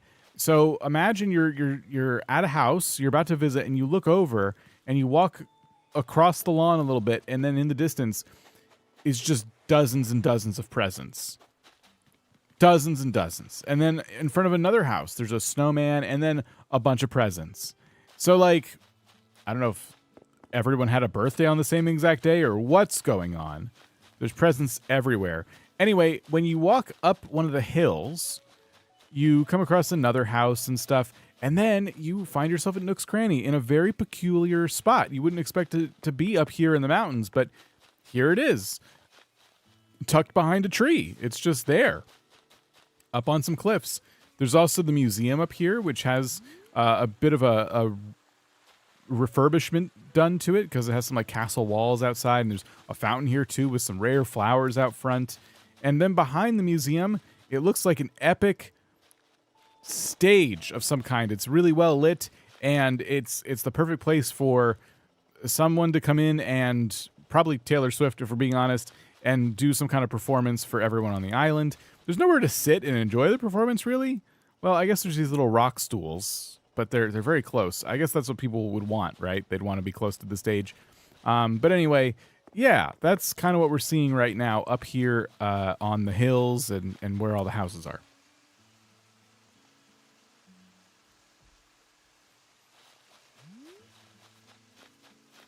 If you fall off that stage, you really fall off that stage.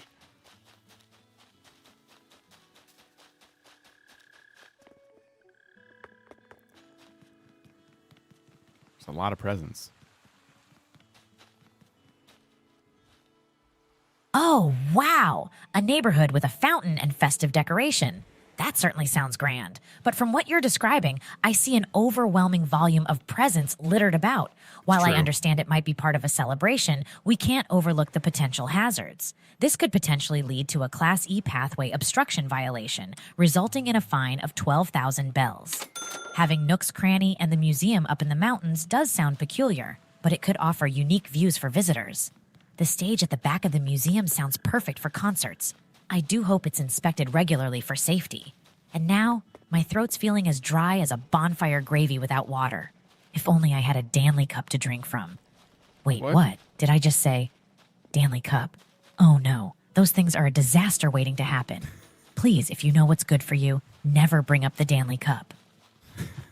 Okay. Well, anyway, so we have... Wow, stage lights. Oh, wow. Ashley, thank you for the 17 months in the Billionaires Club. Love being able to relax and watch the stream. Long day working and finishing a 24-page statistics final project. Wow, well, good luck on your final. That sounds awful, that many pages of statistics. One is too many. So, yeah, that's amazing. Best of luck to you.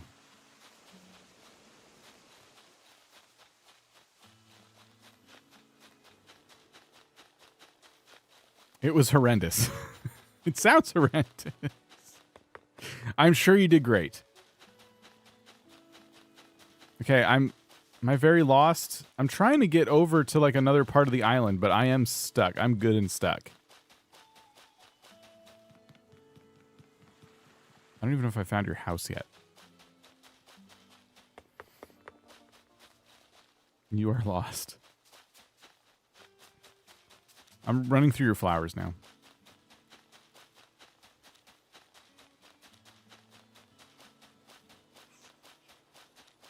It's extremely easy to navigate. I feel like you're gaslighting me. You know what? Okay, Digby, so I was getting ready to go to the other side of the island, and I wanted you to know that I got a little lost, which happens sometimes. I was just trying to get over to the other side, but like at every turn, it was just like dead end after dead end. And one of the townspeople told me that this place is easy to navigate, and I feel like they're gaslighting me. And I don't know. I don't think that's a safety thing. I just think it's kind of mean. I thought you should know about what I'm going through to make sure that we get a complete inspection here, okay? I might need a raise after this.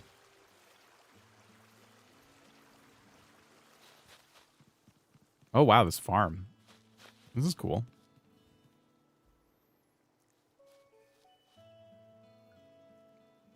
Oh, I'm sorry to hear you're having difficulties navigating the island. It's unsettling to feel lost, especially on unfamiliar territories.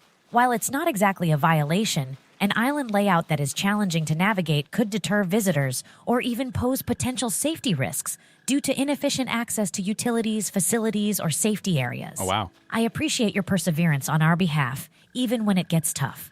And it's thoughts like these that make me long for barrel planter gravy, if only I had a suitable vessel to enjoy it from.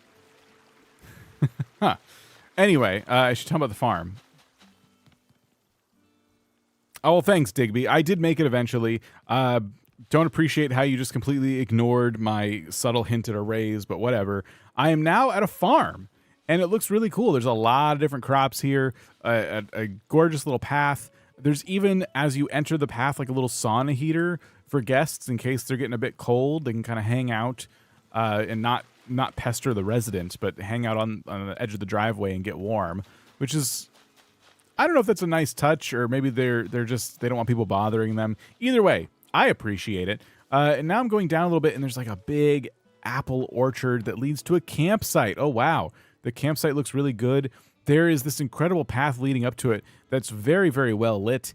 And, someone is staying at the campsite. There's just a lot of lights here. And then on the sides are just a lot of different trees and shrubs and stuff. It's very, very scenic.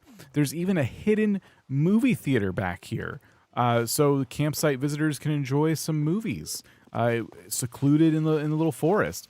Oh, wow. And then I walked by the beach, and there's these 4 pedestals. Upon each one is the following: a royal crown, a golden fishing trophy, a golden axe, and a pile of gold bars. I believe these are here because this is actually, I didn't tell you this before, a rags to riches island, which is something that some islands participate in.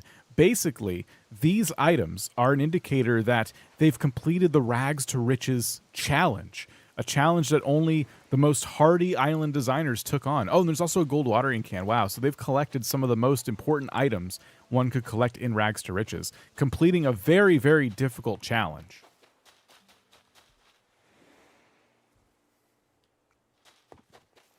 I'm going to see if it gives you some props for that.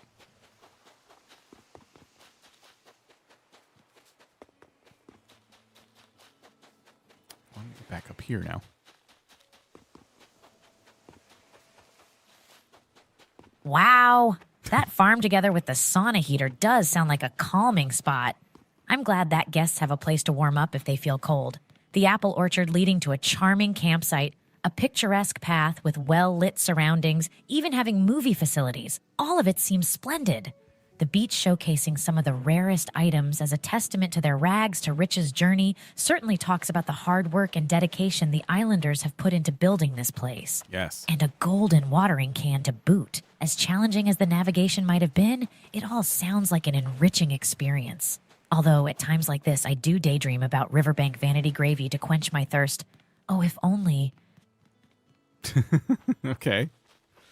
Yeah, he seems very impressed with your rags to riches challenge completion there.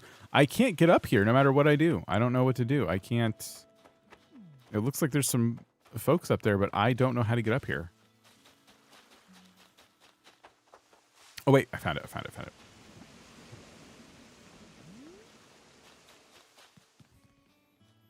All right, well, we're on the last part of the island, and I found a hidden ladder to get up here. And it looks like there's a few people who live here. I see a duck and a resident. And, yeah, there's a lot of flowers. And, oh, wow, there's something going on in the background, too.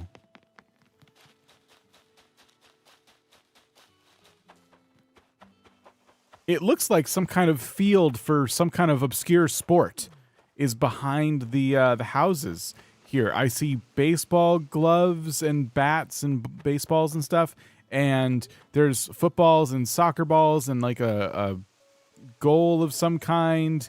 I don't know. I feel like the people who live up here, because it takes like a hidden ladder, maybe they're just kind of stuck up here. They had to like make up their own sport for entertainment, which is very interesting and worth noting, I think. Anyway, I'm going to go inside their house now.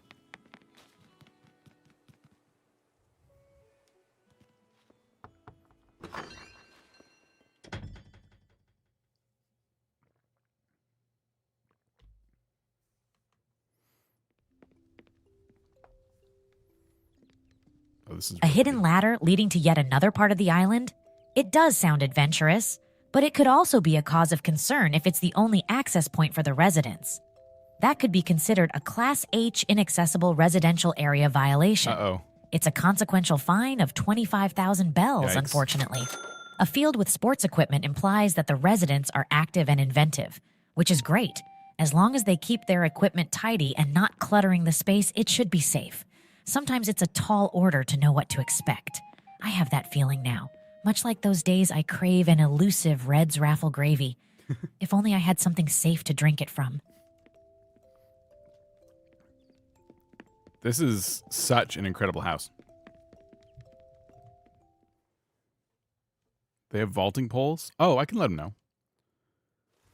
Oh, just real quick about that inaccessible area. I was just told by one of the residents that they actually have vaulting poles too. So there's hidden ladders and vaulting poles so they can get across the rivers to get over to this residential area too. So just wanted to let you know. By the way, their house is incredible. I have no other description other than just incredible.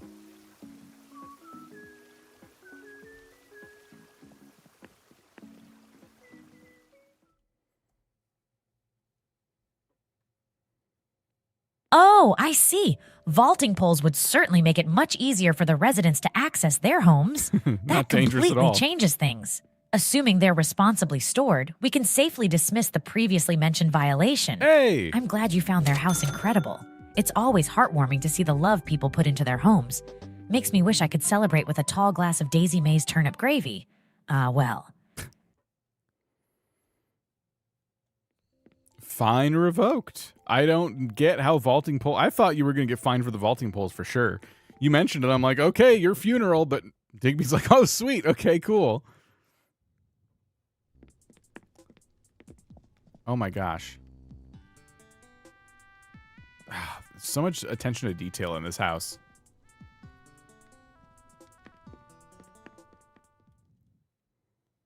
Digby is a Swiftie. He gets the vibe. What can I say? The only gravy that sounds decent.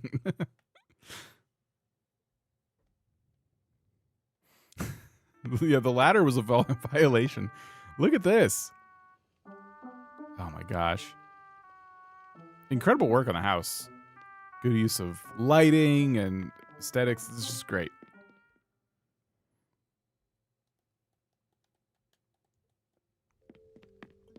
Okay. I think it's time we head back and get Digby's final assessment.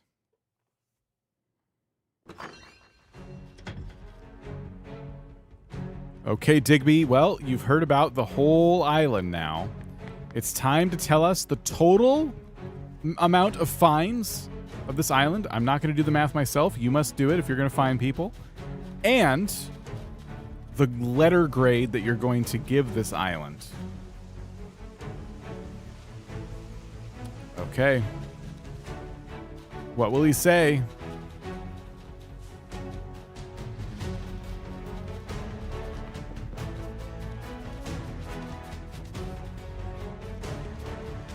Well, dear residents and guests of Redcrest, my final safety assessment has arrived. After taking into account all the explanations and clarifications about the residents' ingenious ways to move around, the only fine left outstanding was 12,000 bells for a previous pathway obstruction violation. Given the unique environment of Redcrest, the unusual layout, the sheer creativity and thoughtfulness, and how the island's culture was so vibrantly displayed, I award Redcrest a solid A for their efforts. Oh, wow. And now that's done, I have a deep yearning for some squid shine gravy. If only. There you go. Congratulations on an A grade and the lowest amount of fines of any island so far. He did the math correctly. Congratulations. Okay. Time for our next island. Kina, thank you so much.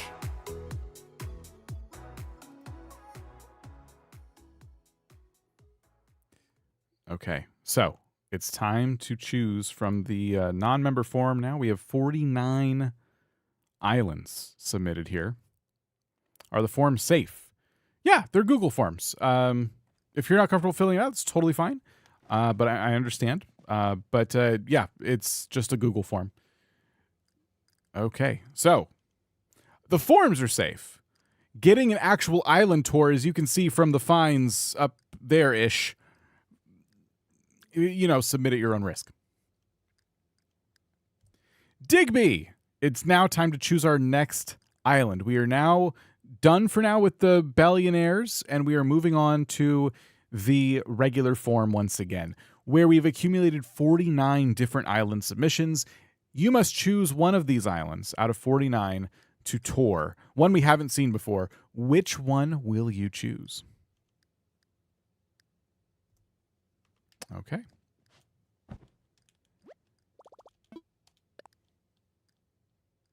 Oh, what a thrill to be back amongst the wider community. Let's go with island number 42 this time. Speaking of thrill, have you ever tasted Cosmos gravy? No. Nectar of the gods. If only I had a cup to enjoy it from. Okay, so number 42. I have it here. Digby, such a jump scare.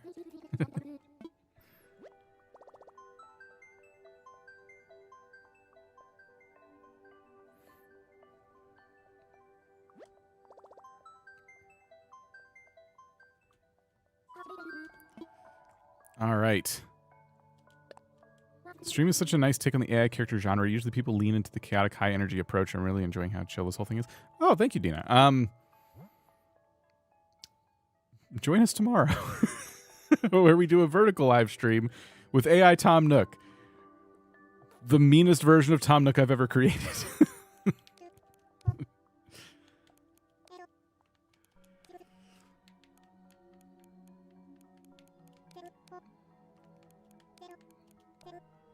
We flip-flop a little bit.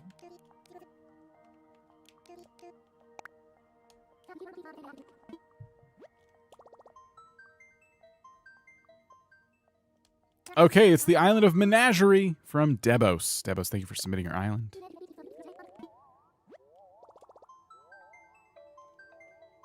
If you haven't seen the clips of AI Tom Nook, I recommend checking out my shorts feed. The difference between New Horizons AI Tom and this AI Tom is...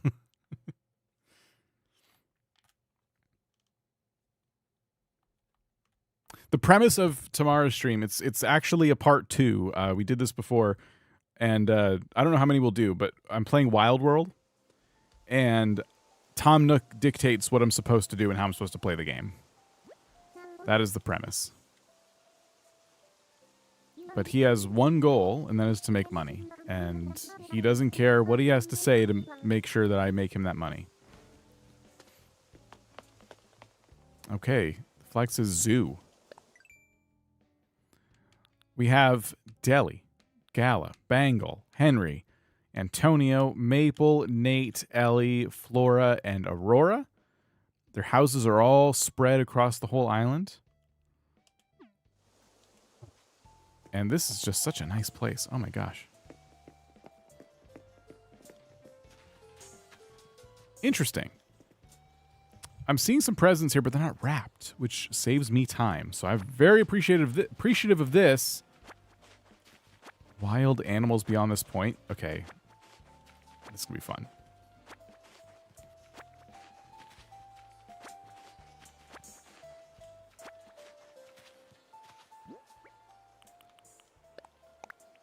We got our explorer's hat, explorer shorts.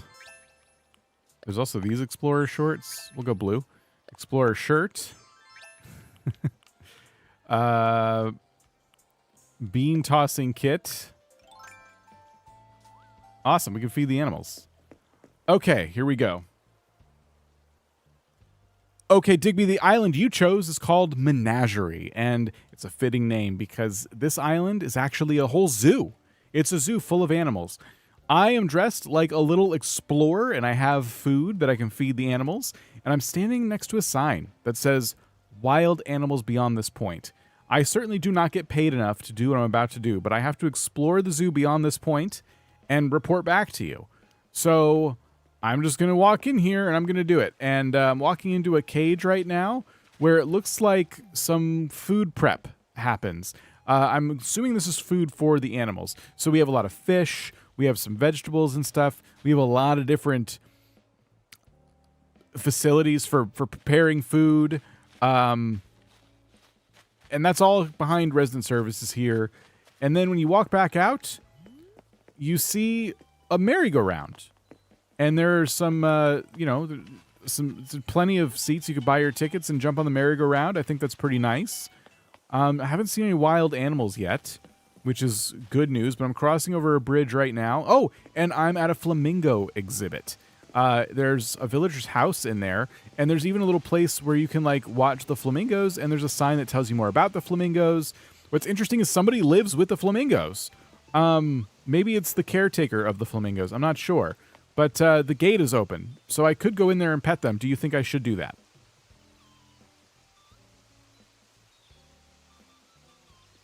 Don't forget to mention the fridges. I forgot to mention the fridges.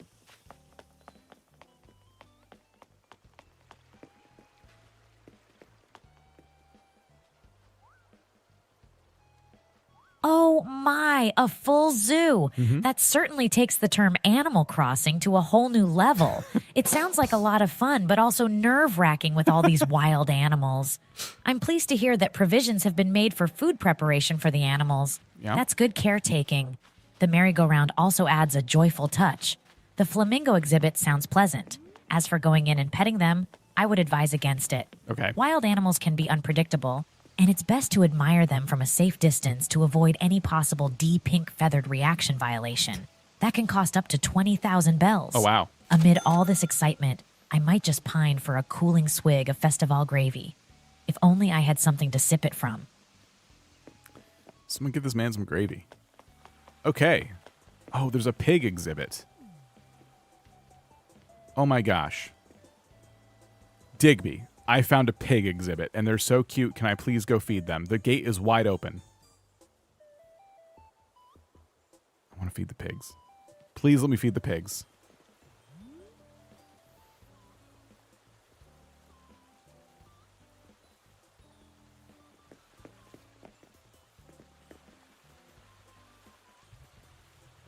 All right. Let's see what he says. Oh, piggies can indeed be absolutely adorable. Yeah. Even so, interacting with animals within exhibits can make unpredictable situations. While I understand the temptation, I'd have to advise against it. We must respect the animal's space to keep everyone safe. If you happen to disregard this advice, it might count as a B-oink proximity violation What? that comes with an unexpected fine of 10,000 bells. How I wish I could soothe my conscience with a fountain firework gravy. So if I violate the rule, it'll cost you a $10,000 fine.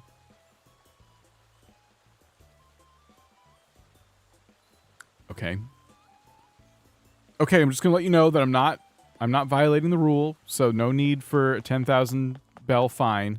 There's a pizza place. I've walked up a staircase and I'm at a pizza place. It looks like a kind of serve yourself dealio.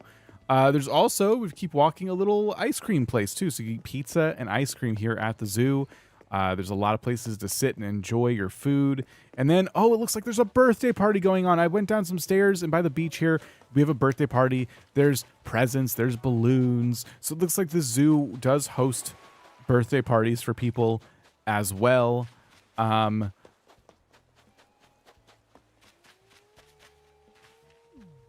And then just by the birthday party is a dinosaur exhibit. I'm not kidding. There's a dinosaur, and I'm trying to get a better view of it.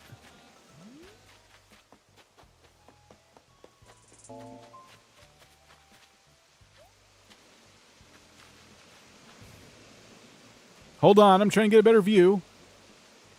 I was wrong. It's not a dinosaur exhibit. It's a Godzilla exhibit. A literal Godzilla exhibit. There are I count four Godzillas in this big Godzilla pen. Yes, don't worry, there's fences. They're pretty far away. No one can get near the Godzilla eye or Godzillas. I don't know what the plural is for Godzillas. Maybe it's just that. I don't know. But anyway, you can definitely walk around it and see all the fire-breathing Godzillas in their semi-unnatural habitat. I mean, it is a zoo. There's not a natural habitat. It's a man-made habitat. But yeah, I mean, it looks really cool, and you could definitely, oh, there's little Godzilla souvenirs too that you can buy. So I just thought you want to know about this.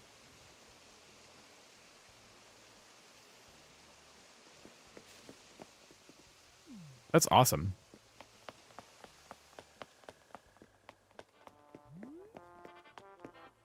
I love how you can play with these. Oh, that sounds delightful. A zoo which includes pizzerias and ice cream parlors. Mm-hmm. Now that's having fun with variety. But do mind the cleanliness and safety of these food spots. Food-related mishaps could lead to unwarranted issues. A birthday spot next to a Godzilla exhibit. What an intriguing combination. As much as it sounds amazing, I do hope ample safety measures have been taken around the Godzilla pen to ensure visitors can't accidentally get too close. That would be a Class Z giant monster interference violation carrying a fine of 30,000 bells. Yikes. Gosh, with all this excitement and fright, it would sure be great to have a hearty gulp of Brewster's Cafe gravy. If only. Aw, man. He just wants some Brewster's Cafe gravy. Okay, so we saw the Godzillas. We saw the flamingos. We saw the pigs. It's not a violation. Should we let him know it's not a violation? I just want to be clear, it's not possible to get too close to those Godzillas, okay? So I don't want you to count that as a violation now, Digby. That would be kind of unfair.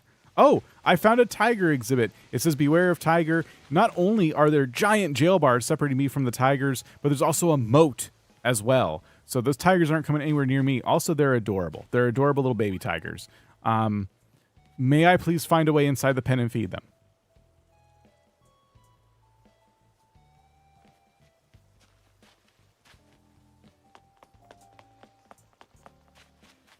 I don't know if I can get in there.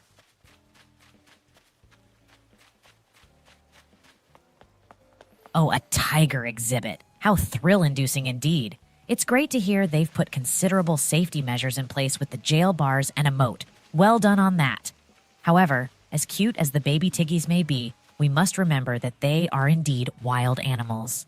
Feeding them could lead to them becoming less wary of humans, which can lead to dangerous encounters. They're already in a zoo. So I'm afraid that would involve a T-striped encounter allocation violation, carrying a fine of 35,000 bells. Oh, wow. As I consider this, I find myself dreaming of Celeste's night sky gravy. Ah, would that it were. Well, don't worry. You don't need to issue that fine because I can't get in there anyway. But I just want to point out the tigers are already in a zoo, so they're already pretty used to humans feeding them. I think you're overthinking this. I was even given food, when I got here so that I could, feed animals, and you haven't let me feed a single animal, you jerk. Anyway, I'm passing by a butterfly exhibit, and there is, a museum tent with a lot of different little, it looks like fossil cleaning areas and stuff. They're definitely doing some science here by the beach. So that's cool.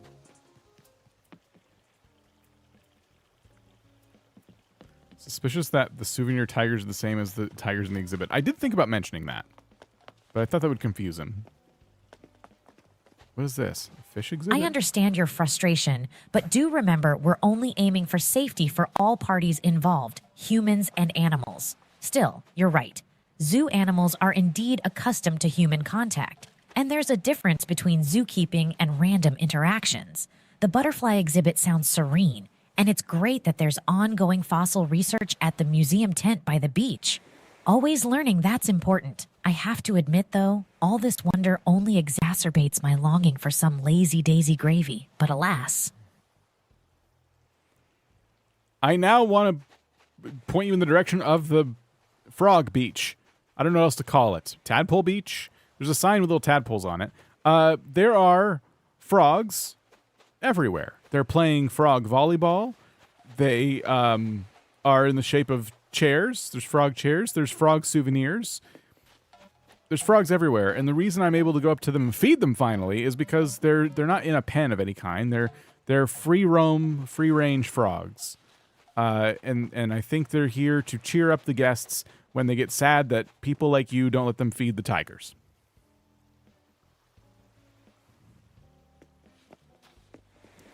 I'll show him. Wild animals beyond this point again.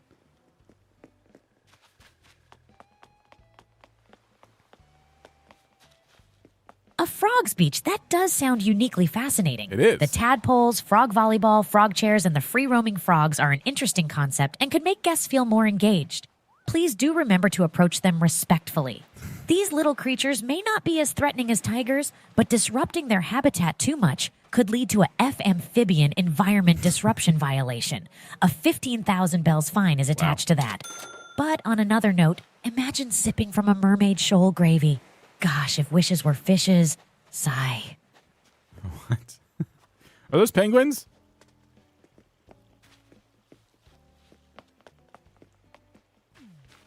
I have to know if those are penguins. Is there a sign anywhere? Visitor center. Did you say I can visit? Oh, I'm going in the visitor center for sure. Okay. Those look like owls. I want to go inside the visitor center.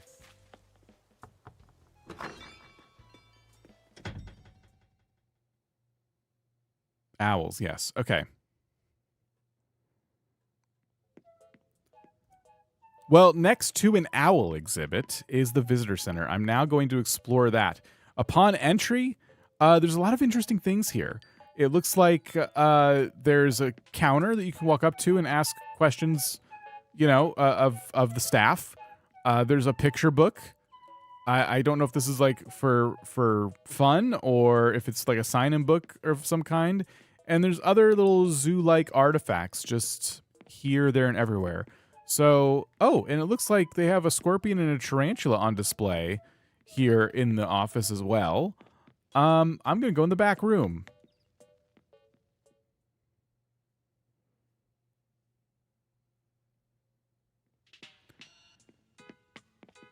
And it does seem like a place for staff to kind of take a break or take a nap.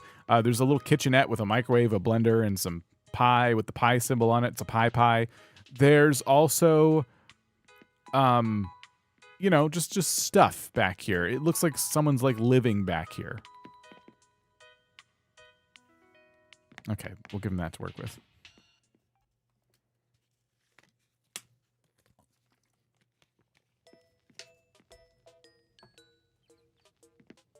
The visitor center seems thoughtfully designed with a helpful counter and a picture book for fun or for sign-ins. Displaying a scorpion and tarantula could be educational as long as they're secured. A cozy back room for the staff with kitchen facilities adds to the charm. It's crucial that employees get a space to relax and recharge. A pie surely would brighten up anyone's day, wouldn't it? In the midst of all this, I find myself yearning for a sip of Dodo Airlines gravy. And I still don't have anything safe to drink it from. Oh, bother. Ooh. This is cool. Space room.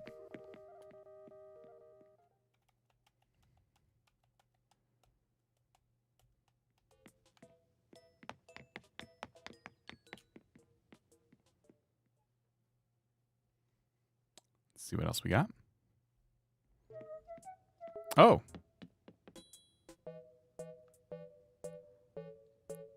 Restroom facilities.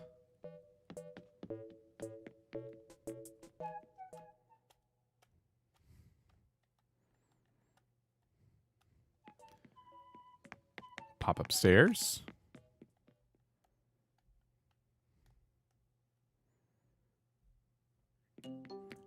Oh my gosh. I'm now upstairs, and it looks to be a makeshift aquarium up here. So the wall has a giant fish tank in it, and then the room itself has fish tanks everywhere. There's a ton of jellyfish in their own individual tanks. There's a lot of other types of species in their own individual tanks. Every fish has its very own fish tank. And there's a manta ray and a big fish with a giant forehead and an eel. And there's even a taxidermied whale. Isn't that nice? So I think the fish room is very educational.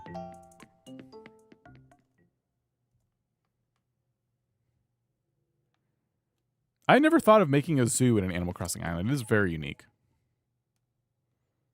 Oh, a makeshift aquarium. How fascinating. It certainly adds educational value to the zoo experience. The meticulous separation of each fish into individual tanks ensures attention to detail regarding the species requirements. Okay. A taxidermy whale, however, does make me ponder. Well, no aquarium adventure is complete without a bit of wishing you could drown your parched throat in a glass of Tortimer's Island gravy. If only. Okay. The final room is downstairs, and it's a bug room, kind of like the fish aquarium. It is full of bugs in their own individual cages and some other bug artifacts. We have some taxidermy giant bugs. They're disgusting. We have a little ant farm. We have some epic music playing. It's a very interesting space.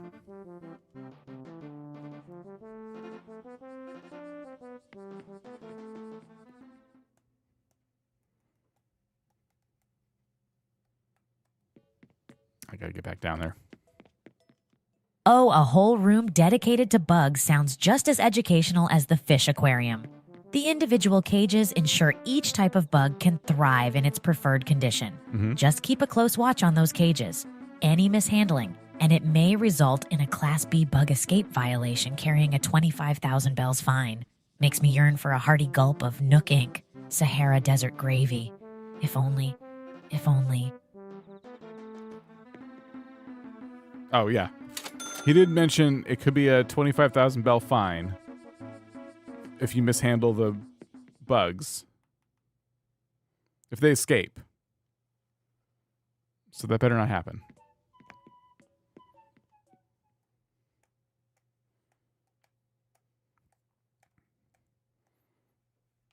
Is he so wistful? I don't know. Okay, so we've been on that side. Digby needs a cup of water. I think he prefers gravy. I'm not going to lie. I think, what I'm hearing, gravy is the preferred drink of choice right now. Okay, there's another exhibit down there that I'm just walking past. Please do not climb the fence. Okay, so we have a panda exhibit. Here's Nooks. Abel's.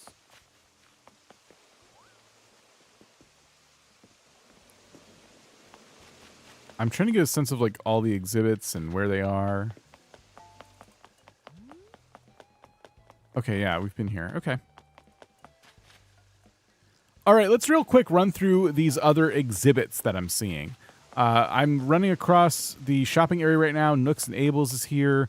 Places to sit down, buy some snacks, stuff like that.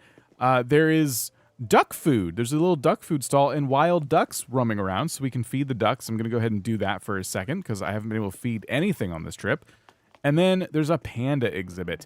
It is very safe. There's a fence. There's even a sign. This is the first one of these I've seen. There's a sign which says, "Don't climb the fence." The pandas look cute and all, but, you probably shouldn't climb the fence. There's even a panda souvenir stall, so you can buy a stuffed panda bear on your way out. There's a penguin exhibit in the distance. It looks adorable. The gate is open. It says, please don't climb a fence, but we could walk in there and feed the penguins if we wanted to. I know you're probably going to tell me not to, so I won't. In the distance, I see a turtle exhibit where you can walk up to the turtles and pet them, it seems. There's another exhibit where you can't climb the fence, although there is a way inside if you wanted to, and it looks like it's a mole exhibit. I'm seeing a little mole in the distance. There's also another exhibit where you're not supposed to climb the fence, and it looks like it's a scorpion exhibit. Yes. Scorpions, tarantulas. There's a butterfly in there, but I don't think it's meant to be. I think it's just kind of also there by accident. Oh, and there's a place to buy some honey. There's bees here, and they're selling bee farts in a jar. It looks like I see a jar of bee farts. I'm not sure what that's all about. But yeah, those are just some of the exhibits. We'll need to go down on the beach and see if we can pet those turtles.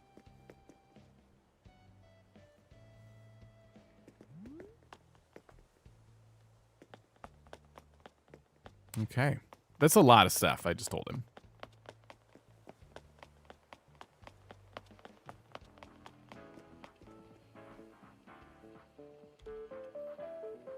I'm out of drink. Oh, wow. Shopping areas, duck food stalls, panda and penguin exhibits, turtle areas, and a mole spot.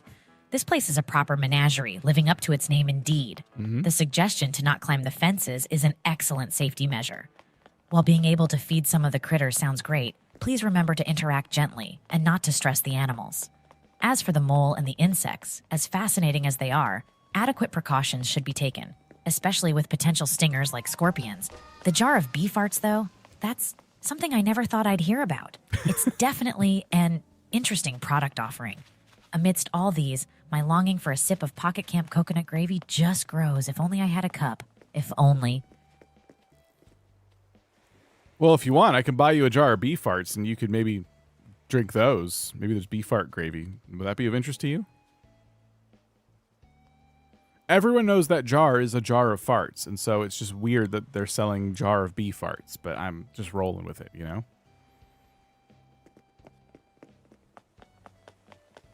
Oh, goodness. Well, that's an offer I never thought I'd get. As tempting as a jar of bee farts sounds, I'll stick to dreaming about my beloved Animal Crossing-themed gravy. To each their own, as they say. Besides, if it's anything like the calamity of the Danley Cup, then no thank you. Those things are a disaster waiting to happen. So let's pass on that, shall we? True. Okay. All right. I won't pester him anymore. I wasn't paying attention and tuned back in at the wrong time. Or did you tune back in at the right time? The best time. Okay, let's go over here. Here's the turtles. Oh, yeah. Look, we can even sit on them.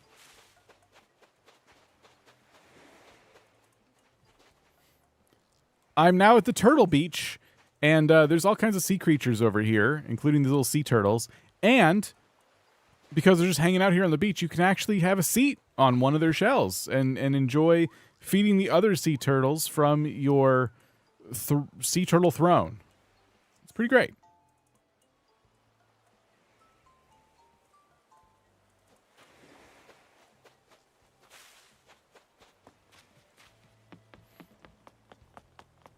Oh, look, this little... Turtle Beach sounds lovely. But do remember, while having a seat on one of the shells and feeding might seem splendid, it's important not to disturb their natural behavior. Oh. It could lead to a T-Ocean turbulence violation, which comes with a 18,000 bells fine. Yikes. This turtle talk is making me crave Bell Voucher bouillabaisse gravy. If only I had a cup. Sigh.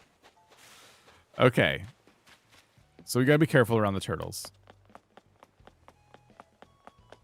All right. That's a lot of exhibits. Is this a cow exhibit? Touch the horseshoe crab? Oh. Does it do something?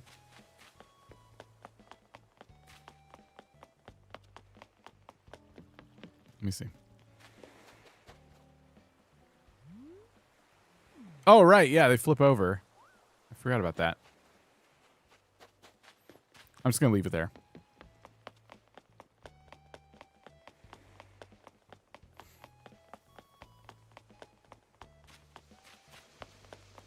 Okay. Anything down here before we get the final tally of your fines and your overall grade? I'm going to say nothing I need to describe to him. So, okay. Here we go. Digby, it is now time to grade the island of Menagerie. Not only do we need a grade, we need to know the total amount of fines. You gave a lot of theoretical fines. If things were indeed amiss, you were going to charge for them. So I don't know where we left off with that. So what are you thinking? Okay. Here we go. I wonder what grade you're going to get. I literally have no idea what he's charging you. This could be our first S tier. Yes. Time to appraise Menagerie. Despite the potential for safety concerns, Menagerie showed an exemplary commitment to providing a thorough and enjoyable zoo experience. Okay. Between dedicated exhibits, feeding opportunities, respecting safety guidelines, of course, and even a well-crafted butterfly exhibit, Menagerie harnesses an interactive and educational environment. Therefore, I bestow upon Menagerie a grade of A. Wow. In terms of fines, we do have one pathway obstruction citation, which I'll cut down to 5,000 bells given the festive spirit and Generous. the otherwise good management of the island. And now, with that resolve, I truly long for a Dodo Airlines stew gravy. If only I had the means. Well, congratulations. You have an A. And only 5,000 bells. Wow. Very, very generous of Digby to cut down your fines like that. This is almost a very expensive one. You heard some of his suggested fines there. Wow. Very, very kind of him to do that. Okay. So, let's see.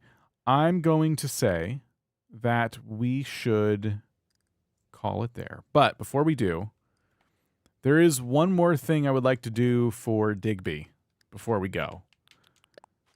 And stick around. We'll do a raid as well. And we are streaming tomorrow. Just to let you know. Okay. All right, Digby. Well, we've given an inspection to our last island of the day, but I have a surprise for you. You know, we've been all listening to you talk about how thirsty you are for gravy and how you wish you had something to drink it out of. So I thought it would be really cool if we all chipped in and got you a super swanky, super expensive, your very own Danley cup. Congratulations, Digby. You now have your very own Danley cup, and you can use it to drink all the gravies you want. What do you have to say? Okay. I mean, I just thought it'd be nice. It would be nice to give Digby a parting gift.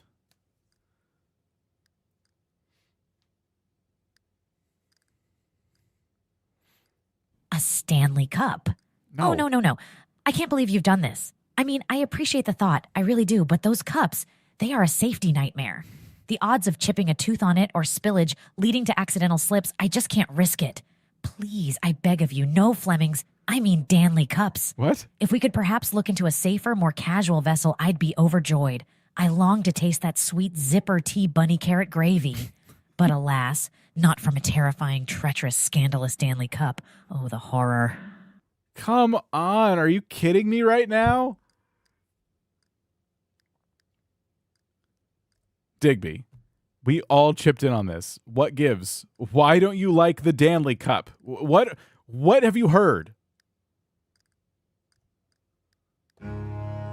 I don't understand. It's a perfectly good cup.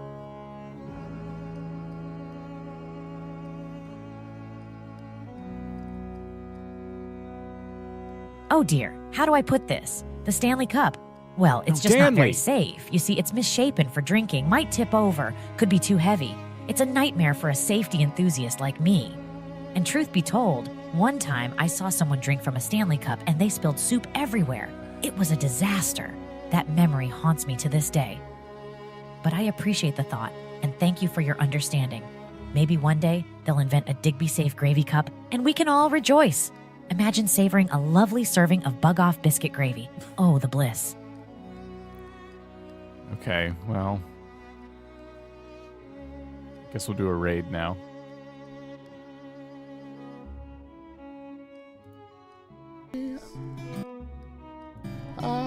It was nice hanging out with you guys.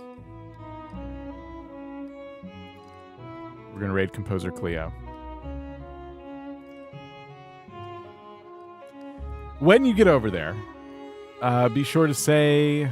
What should we say? You should all issue him safety violations. That's what we should do. When you get over to Composer Cleo's stream, I want you to say... Oh no, let's say, oh no, this won't do. Cleo, that'll be a violation.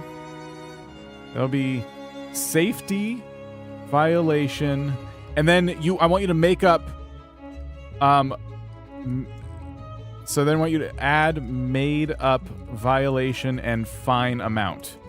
I know I'm asking a lot of you here for a raid message, okay? But just trust me, it'll be really funny. So you can copy and paste the first part. That'll be a safety violation, and then add your made-up violation designator. It could be like D50 or something. You know what I mean? Just a quick little, and then charge him some bells or money or whatever you want to charge him. It'll be hilarious. We'll all do that, and it'll be great. Cleo's awesome. He's making some music today. So thank you all for hanging out. It was fun. I am planning on going live tomorrow. It's scheduled for like later in the day, but I'm probably going to move it to earlier. And it's going to be a vertical stream. So I'm doing these once in a while just to reach out to the folks who like vertical streams. We're going to be playing some Wild World. So hope to see you there if you want to hang out. And yeah, have a great rest of your day, night, whatever it is. And I'll see you later. Bye, everybody.